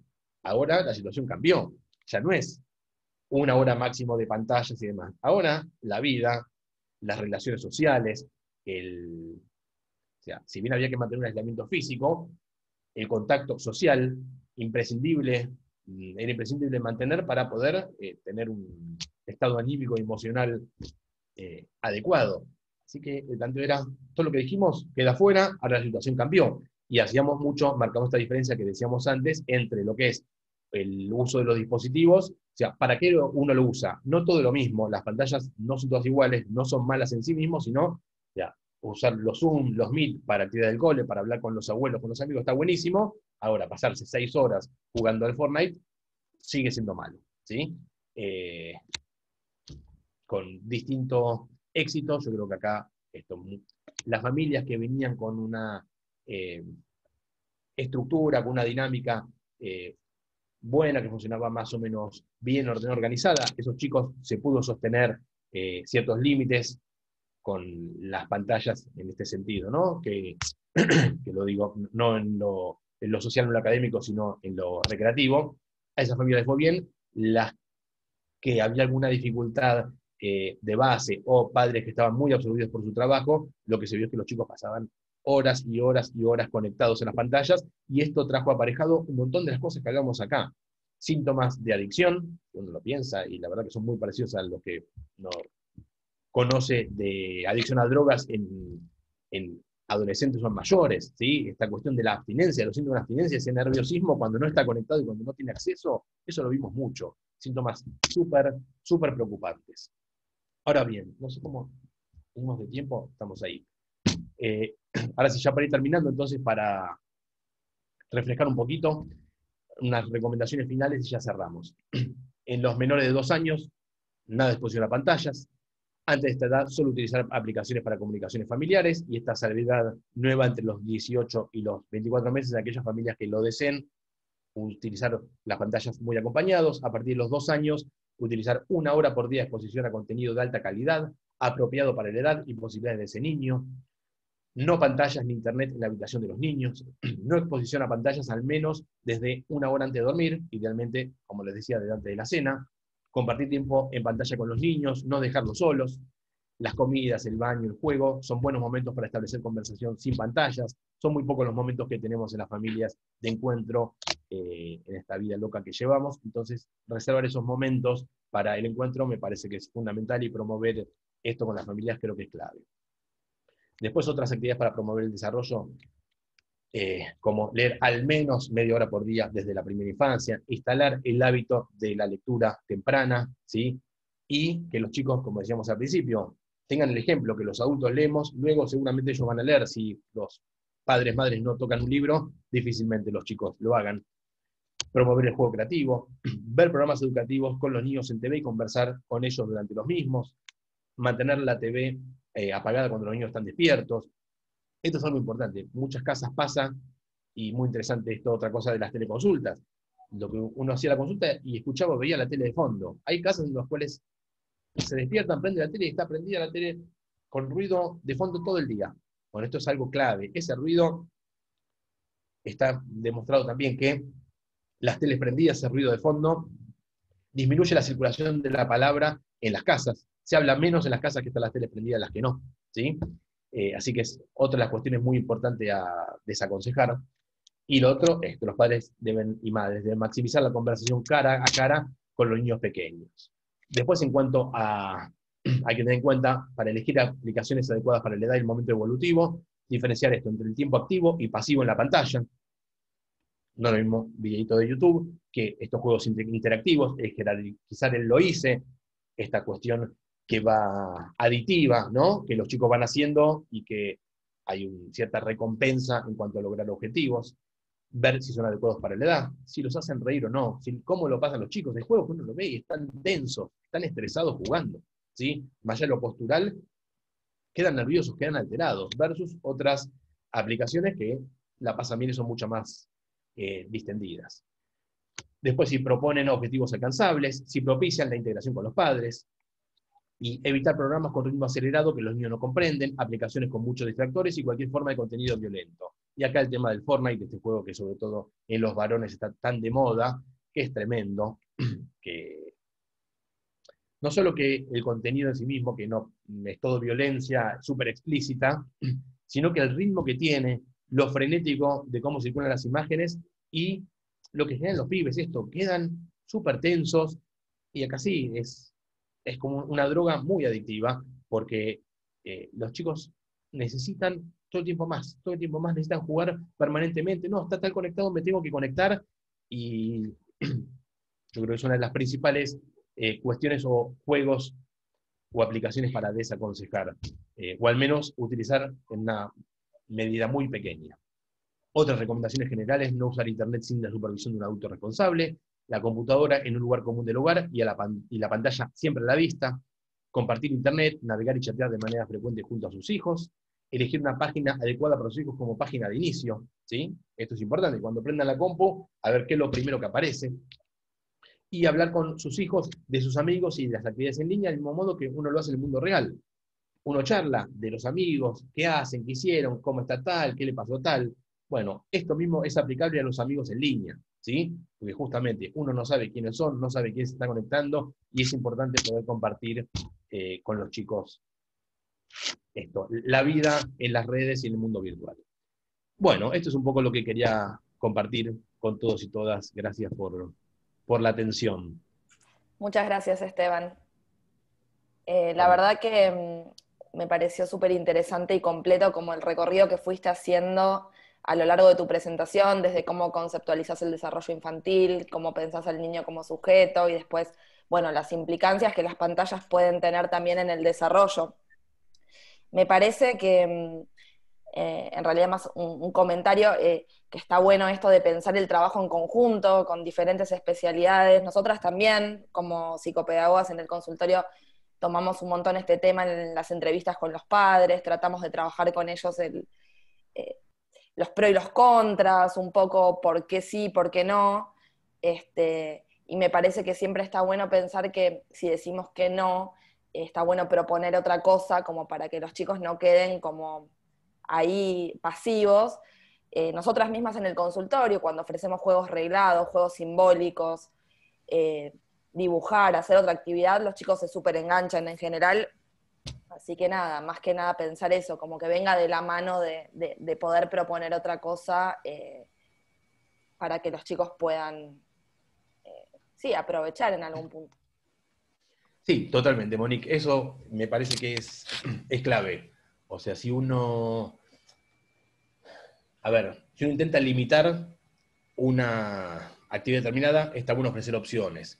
Siempre lo que tratamos de hacer en el consultorio pediátrico, yo sé que ustedes desde la mirada psicopedagógica que tienen también lo hacen, y seguramente mucho más que lo que se hace desde la pediatría, intentamos sostener vínculos muy respetuosos de la diversidad de las crianzas, ¿sí? O sea, no, tratamos de evitar hacer una bajada de línea de esto no, hace esto. Digo, hay familias súper diversas, muy distintas, con intereses distintos, y claramente si algo que nosotros no tenemos, y creo que es muy importante aclarárselo a las familias, es la verdad absoluta. No tenemos verdad de nada, lo sumo, y apenas conocemos bastante de los niños en general, pero de los chicos en particular, de su hijo o su hija, nosotros hacemos un recorte muy pequeño y hablamos en base a eso, pero creo que podemos hablar solamente después de escuchar mucho, y es un intercambio, ¿no? Como que lo que planteamos acá es, bueno, esto no, pensemos a ver, lo que decís vos, muy importante, ¿por qué se puede reemplazar? ¿Sí? Que dentro de su familia, de su cultura, bueno, qué cosas pueden resultar de interés. Hay gente que tiene mucha más inquietudes, iniciativas, ideas, son más creativos, y gente que es un poco menos, de repente ahí sí, uno, bueno, le abre un abanico más de posibilidades, pero creo que es importante tener en cuenta que está muy atravesado por nuestra propia experiencia y del lugar del que nosotros nos enunciamos, ¿sí? Y que no es algo, global, no es algo que aplica a todos, no sé. Algunas cuestiones más generales, no sé, la lectura. Yo hago mucho hincapié en utilización de libros desde edades tempranas, ¿sí? Yo sé que eso es porque a mí me gusta leer, a mi familia le gusta leerlo, hacemos mucho y sé que sirve. Ahora, familias que no leen, que son muchas, de repente resulta súper extemporáneo, y es como que baje de una nave espacial de otro planeta, un libro cuando ellos no lo usan. Está bueno promoverlo, pero creo que tiene que estar muy adecuado a los intereses y a la cultura de cada una de las familias. Buen día, Esteban. Hola, ¿cómo estás? Gracias por compartir esta mañana con nosotras. Súper interesante. Yo te quería hacer una pregunta o un comentario. Sí. En principio, en relación a la estadística que en una de las imágenes mostró de Córdoba, en principio no tengo contraestadísticas, pero si uno de cada 2 niños adolescentes está siendo pobre, en general en el país, pareciera no coincidir con la percepción que se tiene, al menos de una gran parte de la ciudad de Buenos Aires y del AMBA, donde no acceden a tener no solamente dispositivos, sino siquiera conectividad. Y que la pandemia visibilizó de un modo, digamos, muy intenso. Eso por un lado, que a veces las estadísticas de lugares, como las de afuera, las extranjeras, o las de algunas ciudades urbanas desarrolladas, no son la foto fiel de todo lo que pasa en todo el país, digamos. Y lo segundo que me parece interesante, para mí la figura del pediatra es esencial en la crianza y en el desarrollo de un niño. Y lo que observamos, o lo que yo observo, que a mí me interesa particularmente y charlo con los pediatras, es que no sé si al menos desde nuestro rol como agentes de salud de primer nivel de atención, no escucho en las entrevistas de control de niño sano, como lo llamamos nosotros, no escucho al pediatra preguntando sobre esto tan importante, como vos contaste, sobre este hábito, sobre la modalidad de resolución de una situación así, porque los papás jóvenes naturalizan esta situación, no se hacen preguntas respecto de esto muchas veces, y si se la hacen, no sé si la consultan, digamos. Entonces a mí me parece esencial que desde el consultorio el pediatra sea el que inicie, así como a veces se pregunta si juega, si duerme, si come, me parece que es un tema que para los padres la palabra del pediatra debiera ser como más significativa en este momento. Sí, sí, totalmente de acuerdo con ambas apreciaciones. Empiezo por la segunda. Un poco yo lo que planteé acá es eso, la realidad, el recorte que hacemos de lo que un poco pasa puertas adentro de muchos consultorios pediátricos. Y es cierto, esto se pregunta poco, como yo ponía ahí en una diapo, dentro de los screenings que uno hace, dentro de las cuestiones que se preguntan siempre en todas las consultas, las pantallas suelen no aparecer, suelen no estar, y estamos haciendo mucho hincapié en lo que es la formación de las nuevas generaciones de pediatras, en que este es un tema clave que tiene que estar incorporado en la consulta al mismo nivel que cómo come o cómo duerme. O sea, tiene ese mismo rango, es top, es clave. Pero, a ver, cuesta mucho, porque, un poco antes lo mencionaba, no está problematizado, ¿sí? Por distintos motivos se naturalizó que las pantallas llegaron para quedarse y no está muy claro el efecto que tiene el uso inadecuado. No está claro desde ya de las familias, porque no está claro en los médicos, no está claro en los pediatras, ¿sí? Si no está claro en los pediatras, no está claro en la sociedad, es algo que no circula en los medios de comunicación tampoco, los padres lo toman como esto, es un logro que el chico tan chiquito use con el dedito y entra a todas las aplicaciones. Cuando le decimos, pará, no, es todo lo contrario. Y es donde tiene que uno empezar a hacer todo este trabajo súper artesanal, como casi todo lo que hacemos, de explicarle familia por familia cuál es el efecto que tiene las pantallas en los distintos momentos del ciclo vital de los niños y el impacto que tiene en particular en el desarrollo de los chicos pequeños. Falta mucho, yo creo que hay que hacer campañas a nivel, grandes campañas mediáticas, desde la Sociedad de Pediatría tratamos de hacerlo, periódicamente se mandan gacetillas de prensa, los medios sacan algunas notas, que cada tanto vemos, que los levantan, porque la verdad que es un tema que circula, que importa, pero también poca gente lee, circula poco y lo poco que circula, poca gente lo lee. Claro. Entonces, a ver, ahora con esto de las redes sociales, y bueno, no sé si vieron El dilema de las redes sociales, si no lo vieron, ese documental es impresionante, hay que verlo, es increíble, porque todo lo pensado que está, y ahí habla muy interesante de lo que es el acceso a la información, lo parcializado que está el acceso a la información, y cómo se van armando las burbujas y los círculos, que si en tu círculo de gente alguien no comparte, no piensa eso, uno no se entera. Muy sesgado. Súper sesgado. Y a ver, antes uno cómo se informaba. Antes la gente compraba diarios, de eso que te pasaban por abajo de la puerta de papel. Ya no existe prácticamente. Después la gente se empezó a informar a través de páginas web de distintos diarios. Ahora ya ni eso. Ahora uno se informa en base a lo que le circula en su Facebook, en su Instagram, en su Twitter. Y, como se ve muy bien ahí en el documental, en realidad la información que te llega es la información con la que vos estás de acuerdo, con la que uno comulga, y lo que vos no pensás o lo que sale de tu círculo así de gente, eso no te llega. Entonces, es muy difícil que esta información llegue a lo masivo. Se necesitan campañas públicas, esto debe ser una política pública, ¿sí?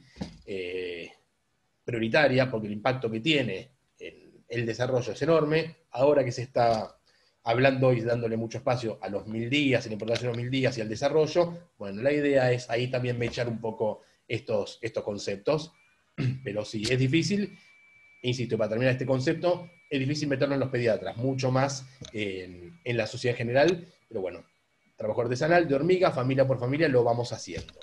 Respecto a lo primero, sí. No, decía que inclusive en ese documental, cuando explican cómo se estudia el estímulo para que genere en el cerebro el efecto adictivo de la descarga permanente, y en general los que están trabajando en las programaciones de esas aplicaciones, a sus hijos no los dejan usar dispositivos. Absolutamente. Saben lo que genera. Saben lo que genera. Claro. Y, igual me quedo como psicopedagogas y para todas las que lo somos, me quedo con una frase tuya que me parece súper importante, que es todo lo que el niño deja de hacer. Es decir, todos sabemos lo que las pantallas, bueno, no todos, pero todos sabemos lo que las pantallas propician de bueno y de positivo. Yo me quedo con todo lo que los niños dejan de hacer. Me parece que si uno se puede poner en ese lugar, podemos intervenir también con ellos y con las familias. Me parece súper importante hasta para un eslogan. Exacto, sí. A ver, yo personalmente con las familias cuando hablo de este tema, ni hablar que no les cuento todo esto, porque si uno transmite mucha información, no queda casi nada. Yo voy a lo conceptual y lo que digo es esto, las pantallas, el problema mucho más que lo que ven o lo que hacen con la pantalla, es todo lo que no hacen y todo lo que dejan de hacer. Yo así lo planteo, porque eso me parece que es lo que más llegada tiene, y le doy el ejemplo de estas cosas que yo les compartí acá, de compartir con otros, de juego creativo, de mover el cuerpo, lo que es la motricidad, lo que es la lectura, lo que es el estudio. El día tiene tantas horas libres, bueno, lo dedican para una cosa o lo dedican para otra. Y si los chicos eligen por toda esta cuestión y esta red, en sentido de que cómo los atrapa a los chicos y los deja capturado, si no hay alguien que los saque, los limite y los rescate, quedan atrapados en esas pantallas. A ver, esto desde ya, y los problemas que uno ve, como yo planteaba, motivo de consulta, y decía, la pantalla es un emergente de muchas dificultades que se están viendo a nivel de las crianzas en general, ¿sí? Muchas dificultades en la construcción de la autoridad de las madres, de los padres, la dificultad para darles un marco normativo a los chicos, para darle condición, para marcar los límites. Es sorprendente, porque toda esta lista de problemas, casi todo, obedece a lo mismo, y obedece a esta cuestión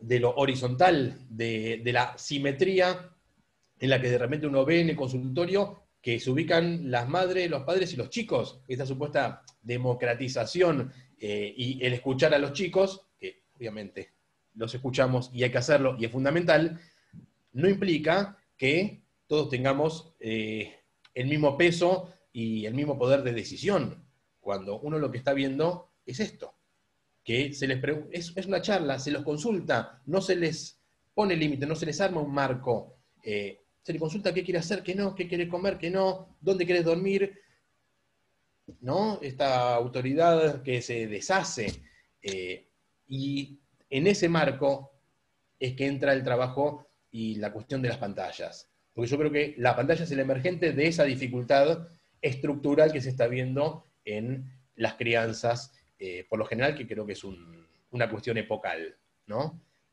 Por eso, digo, la pantalla es el emergente, no es el problema, no hay que demonizarlas, hay que ver por qué pasa esto, por qué los pibes están tan expuestos a las pantallas y por qué a los padres y a las madres está costando tanto enmarcarlos y ponerles estos límites. Perdón, hay varias quiero preguntas, decir algo. Esteban. Sí, dale, sí.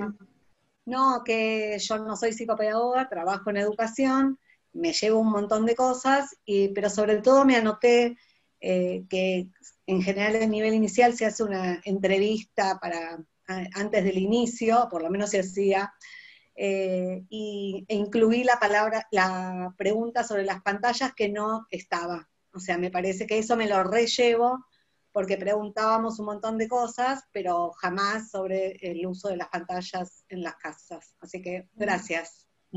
Sí, nosotros en la consulta Buenísimo. también lo incluimos porque hace un tiempo vemos que eso tiene mucha incidencia y nos parece importante incluirlo en la consulta psicopedagógica como parte de la indagación. Acá hay varios comentarios, Esteban, muchos te agradecen, les encantó la exposición, muy completa, bueno, varios Muchas agradecimientos.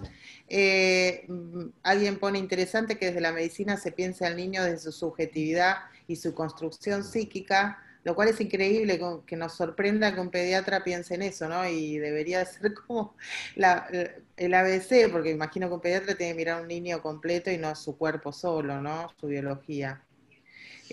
Patricia Orge también, perdona, ¿me querías decir algo de eso? Sí, a ver, es una lucha que tenemos, la formación médica general, pediátrica en particular, está súper atravesada por el modelo biomédico, y somos varios los que ya desde hace un tiempo estamos tratando esto de tener una mirada mucho más integral, más global, pensar y trabajar mucho más en interdisciplina, y digamos, gracias a esto también es que nosotros como pediatras inexorablemente tenemos que tener formación en temas que van mucho más allá de lo estrictamente biológico u orgánico. Claro, O sea, los claro, chicos no son un cuerpo, claro. ¿sí? Los chicos Y son además mucho más. el impacto en la Sí, salud, del psiquismo, o sea, cómo separarlo, ¿no? por supuesto. Eh, Digo, es inseparable, pero está esta falsa dicotomía de repente que los médicos se ocupan del cuerpo y los psicólogos o todas las áreas psi de todo lo que es la mente y la subjetividad. O sea, qué lugar triste nos sí, deja a los pediatras, sí, de ocuparnos de nada, del orgánico, de ver el. Digo, pero además es mentira, porque en ese caso es asimilar al niño, digo, con un hígado, con un pulmón, y el desarrollo con un cerebro, ¿no? Y esta es la mirada que claro, estamos tratando de desterrar. Los claro. niños no son cerebros, al niño le pasan cosas, el cerebro es un órgano muy complejo, pero que la subjetividad va mucho más allá, y a los niños los pensamos en contexto. Los niños están y se van desarrollando en relación a un otro. No es que tirás al pibito en cualquier lado y se desarrolla porque su genética así lo dicta. Estos conceptos que yo sé que a ustedes les parecen básicos, para la pediatría no lo son. Y esta Es idea, increíble. sí, esta cuestión, esta mirada geseliana, llamémosle, del desarrollo de los niños, como algo que es reflejo del crecimiento del desarrollo del cerebro con una base genética, está súper instalada. Y lo que yo ponía al principio, que hablaba con esta cuestión marco, de cómo pensar a los niños y a las niñas en contexto, en la medicina no es algo obvio. Claro, es Es algo increíble. que estamos y tenemos que trabajar mucho de todos lados, por eso la interdisciplina, y que cada una o cada uno de ustedes, cuando comparte también con pediatras, que muchas veces no tienen una formación amplia, puedan, digamos, trabajar en estas cuestiones y no separar lo uno de lo otro. No es la mente y el cuerpo, sino que el sujeto es único, es clave. Clave. Bueno, ahí Patricia sugería un libro que se llama Generación Post-Alfa de Franco Berardi, que dice que va por los mismos lugares de tu exposición, desde la filosofía en el contexto europeo. También decía Patri, cómo articular estas dos lógicas tan distintas, la de la lectura de un libro impreso, que es una lectura que requiere concentración, que avanza lineal, y generalmente en la lectura fragmentada que proponen los medios, sin profundidad, y que salta de pantalla en pantalla. Pienso en el impacto cognitivo de esto. Bueno, muchos agradecen, un lujo Esteban, muchas gracias, excelente clase. Y ahí dicen, creo que no es una falsa dicotomía, en la práctica uno se encuentra con discursos aún arraigados de la vieja mirada de lo médico. Bueno, esos son varios de los comentarios. No sé si algo más o alguien más quiere preguntar algo más a Esteban. A ver, yo creo que al comentario que planteaban ahí, ustedes, desde su lugar, creo que pueden aportarnos mucho más, ¿no? Que de repente Sí, nos pueden nutrir mucho más a los pediatras de lo que nosotros podemos llegar aportar. Creo que la formación y la mirada que tienen ustedes es súper amplia, está muy atravesada por todos estos distintos determinantes que hacen el desarrollo, que hacen el aprendizaje, y creo que tenemos mucho que tomar nosotros de su mirada. Sí, actualmente, o sea, la lectura es así, más allá de que uno le guste o no, tiene mucho de eso también, por lo menos en los chicos, y encima ahora con la escuela mediada por tecnologías, imagínate lo que viene pasando. Pero sí es cierto que también se pone en juego ahora sobre la mesa la cuestión de la desintoxicación y la desconexión, aprender a desconectarse, ¿no? Que es como el nuevo desafío para todos, me parece, en ese sentido. Lo que te quería preguntar es por qué pensás, Esteban, vos decías que hay pocos estudios del impacto de de las nuevas tecnologías o de las pantallas en los niños. Nos mostraste una, creo que la de Canadá, pero ¿por qué pensás que hay tan pocas? O sea, ¿tiene que ver con cuestiones del mercado o es porque de verdad es difícil de medir? Porque ya a esta altura son muchos años como para no medir eso, ¿no? Sí, yo creo que hay una cuestión metodológica que es muy compleja para poder encontrar, ni hablar la causalidad, ¿no? Yo no soy experto en diseños de estudios, pero hay diseños específicos que deberían ser estos prospectivos, con mucho acompañamiento, con un N muy grande a través del tiempo para poder ver causalidad. Pero mismo esta asociación, a ver, al ser tantos los determinantes del desarrollo, para poder sacar la conclusión de que uno tiene un peso tan importante en el desarrollo como por ejemplo las pantallas, la población que uno evalúa tiene que compartir muchos de los otros parámetros, ¿sí? Porque si no, vos no sabés si es por las pantallas o es por el nivel de educación materna. Entonces, para poder sacar esas conclusiones, hay muchas cuestiones estadísticas, análisis multivariados que se tienen que hacer, pero que darle determinado peso, determinada fuerza a esa afirmación, metodológicamente es muy complicado. Hay un estudio, bueno, supongo que ustedes tal vez lo conocen, pero yo revisando y buscando bibliografía para cuando armaba esta charla, hay un metaanálisis, o sea, un estudio de estudios que se hizo que evalúa la relación entre la exposición a pantallas y las dificultades en el aprendizaje, que tomaron 20 años de estudios, no sé, terminaron tomando, no sé, analizaron 5.000 estudios, de los cuales algo así como 300 servían, ¿no? Que metodológicamente eran buenos, y de los cuales terminaron tomando, no me acuerdo el número, si eran unos 50, unos 60, que, o sea, estos son meter una bolsa y analizar estos 50 estudios a la vez, y ahí, la gran mayoría lo que dicen es que no se pueden sacar conclusiones de peso por todas estas dificultades metodológicas, pero sí algunos, no sé, tal vez lo tengo por algún lado, si no, bueno, después te los paso para favor, sí. Que lo vean sí, y lo revisen. Sí, por favor. Déjenme ver que por algún lado lo tengo. Digamos, las conclusiones no eran nada muy claro, pero, digo, para poder sacar estas conclusiones serias se necesita un número grande. Deme un segundito que por acá, lo dejé en borrador, lo iba a incluir, dije, no lo incluyo, porque ustedes esto... No, está bueno. Me parecía que, digo, son estadísticas, son estudios grandes, después igual les paso el link, a ver si puedo. Dale. Acá está.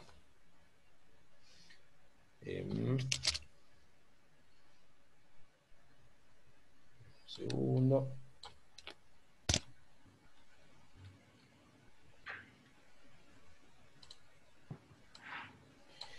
Deme un instante. Sí.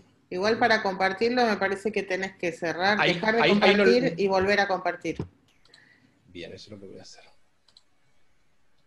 Porque tenés que seleccionarlo primero, dejar de compartir, después seleccionar compartir y ahí te puede aparecer.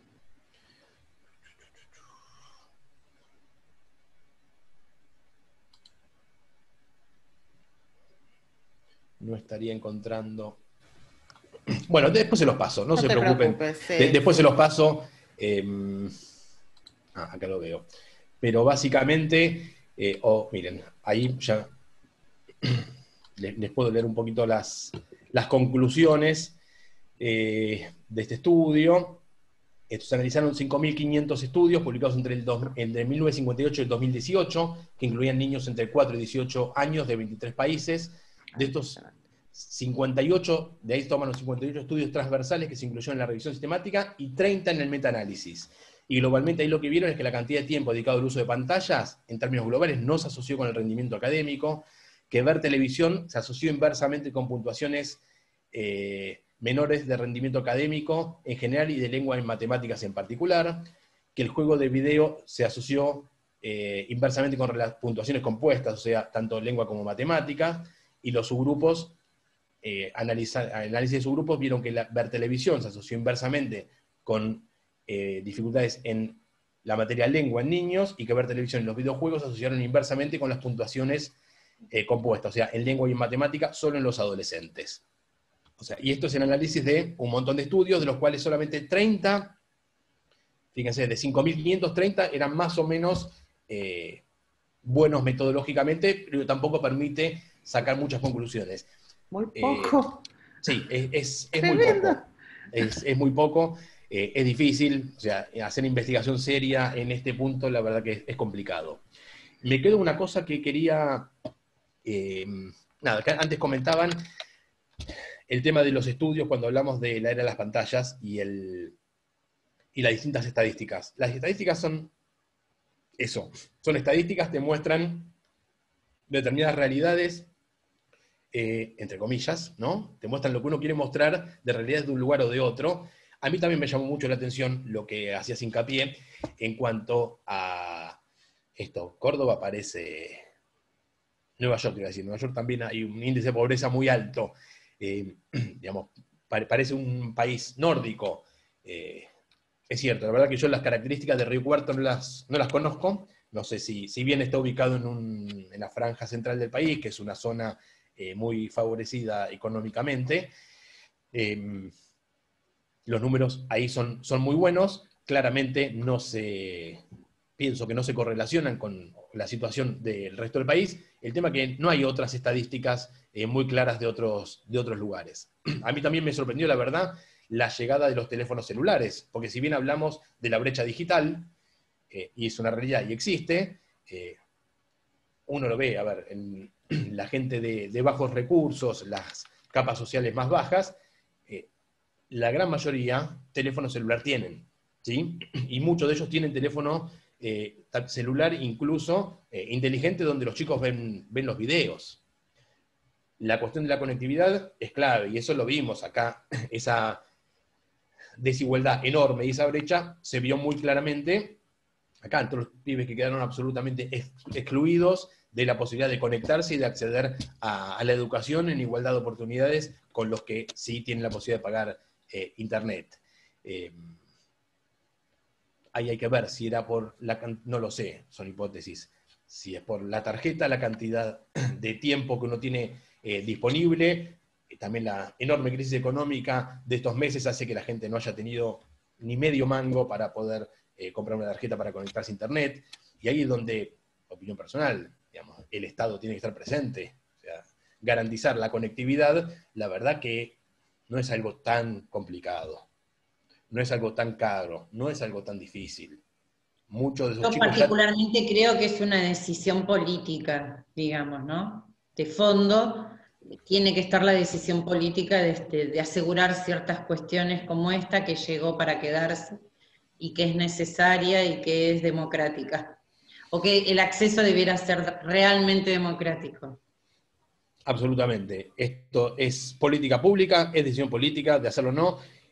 No sé los números, pero me parece que no debe ser tan complicado ni tan caro. Digamos. De hecho, muchos de esos chicos los dispositivos o las notebooks las tenían, faltaba la conectividad. Es una lástima haber perdido esa posibilidad y ese aprendizaje, porque también para todos, hubo mucha pérdida, y la pérdida en esta etapa de aislamiento es inexorable y grande, pero también hubo muchos aprendizajes, y eso me parece que también está bueno remarcarlo, y hay algunas cuestiones de acá que seguramente van a quedar para después. A mí no me gusta hablar de nueva normalidad para nada, pero sí creo que hay cuestiones a destacar, a aprender, y que esto, mismo como los dispositivos, no los demonicemos. Hay cuestiones del uso de dispositivos que son súper buenas, súper útiles, y que nos pueden ayudar a cuando volvamos a tener la vida que teníamos, en que sea un poquito mejor.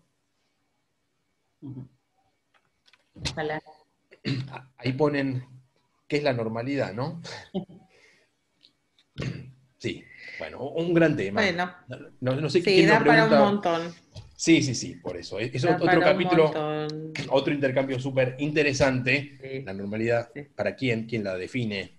¿No? sí, total. Eh, Sí, los impactos, además mucho de lo que estamos viendo hoy del impacto de este tiempo en los nenes, lo vamos a saber más adelante, porque sí que esto de ahora no está todavía estudiado ni vemos los impactos generales, pero hay miles de cosas, desde un niño que ve las caras con barbijo, un nene chiquito que tiene que armar la Gestalt de la cara, por ejemplo, los bebés, y ven gente con barbijo, básicamente, por ejemplo, o la falta de intercambio social de nenes pequeños que están formándose y armando como su mundo. Hay tantas cosas que vamos a tener que investigar para adelante que, bueno, nos espera mucho trabajo. Vamos a tener que ir cerrando, ¿verdad? Y liberarte a vos porque te tenemos secuestrado, pareciera, ¿no?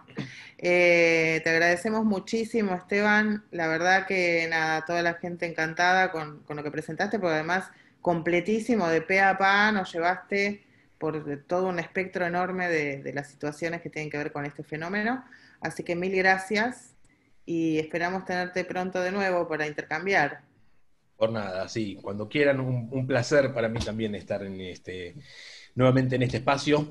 Y sí, esto creo que aprendemos todos y todas. Y sí, y tener lo último comentario, tener en cuenta que, a ver, muchas veces lo que nosotros vemos y recibimos de la gente y las familias es de las familias que vemos y que recibimos. Los excluidos, la gran mayoría de las familias que están en peor condición, justamente de ellos, son los que todavía no sabemos nada de cómo transitaron esto, porque no tienen ni siquiera la posibilidad de llegar a los centros de salud, no tienen la posibilidad de llegar a los hospitales, y creo que estas consecuencias de este tiempo, de la pobreza, de la situación socioeconómica, la vamos a ver de un tiempo. Muchas gracias. De un tiempo. Bueno, gracias a todas y todos. Un gusto. Nos vemos la clase que viene, que es la última ya. Dale, un beso, Adiós. gracias. Saludos. Gracias. Chau, Esteban. Gracias. Gracias.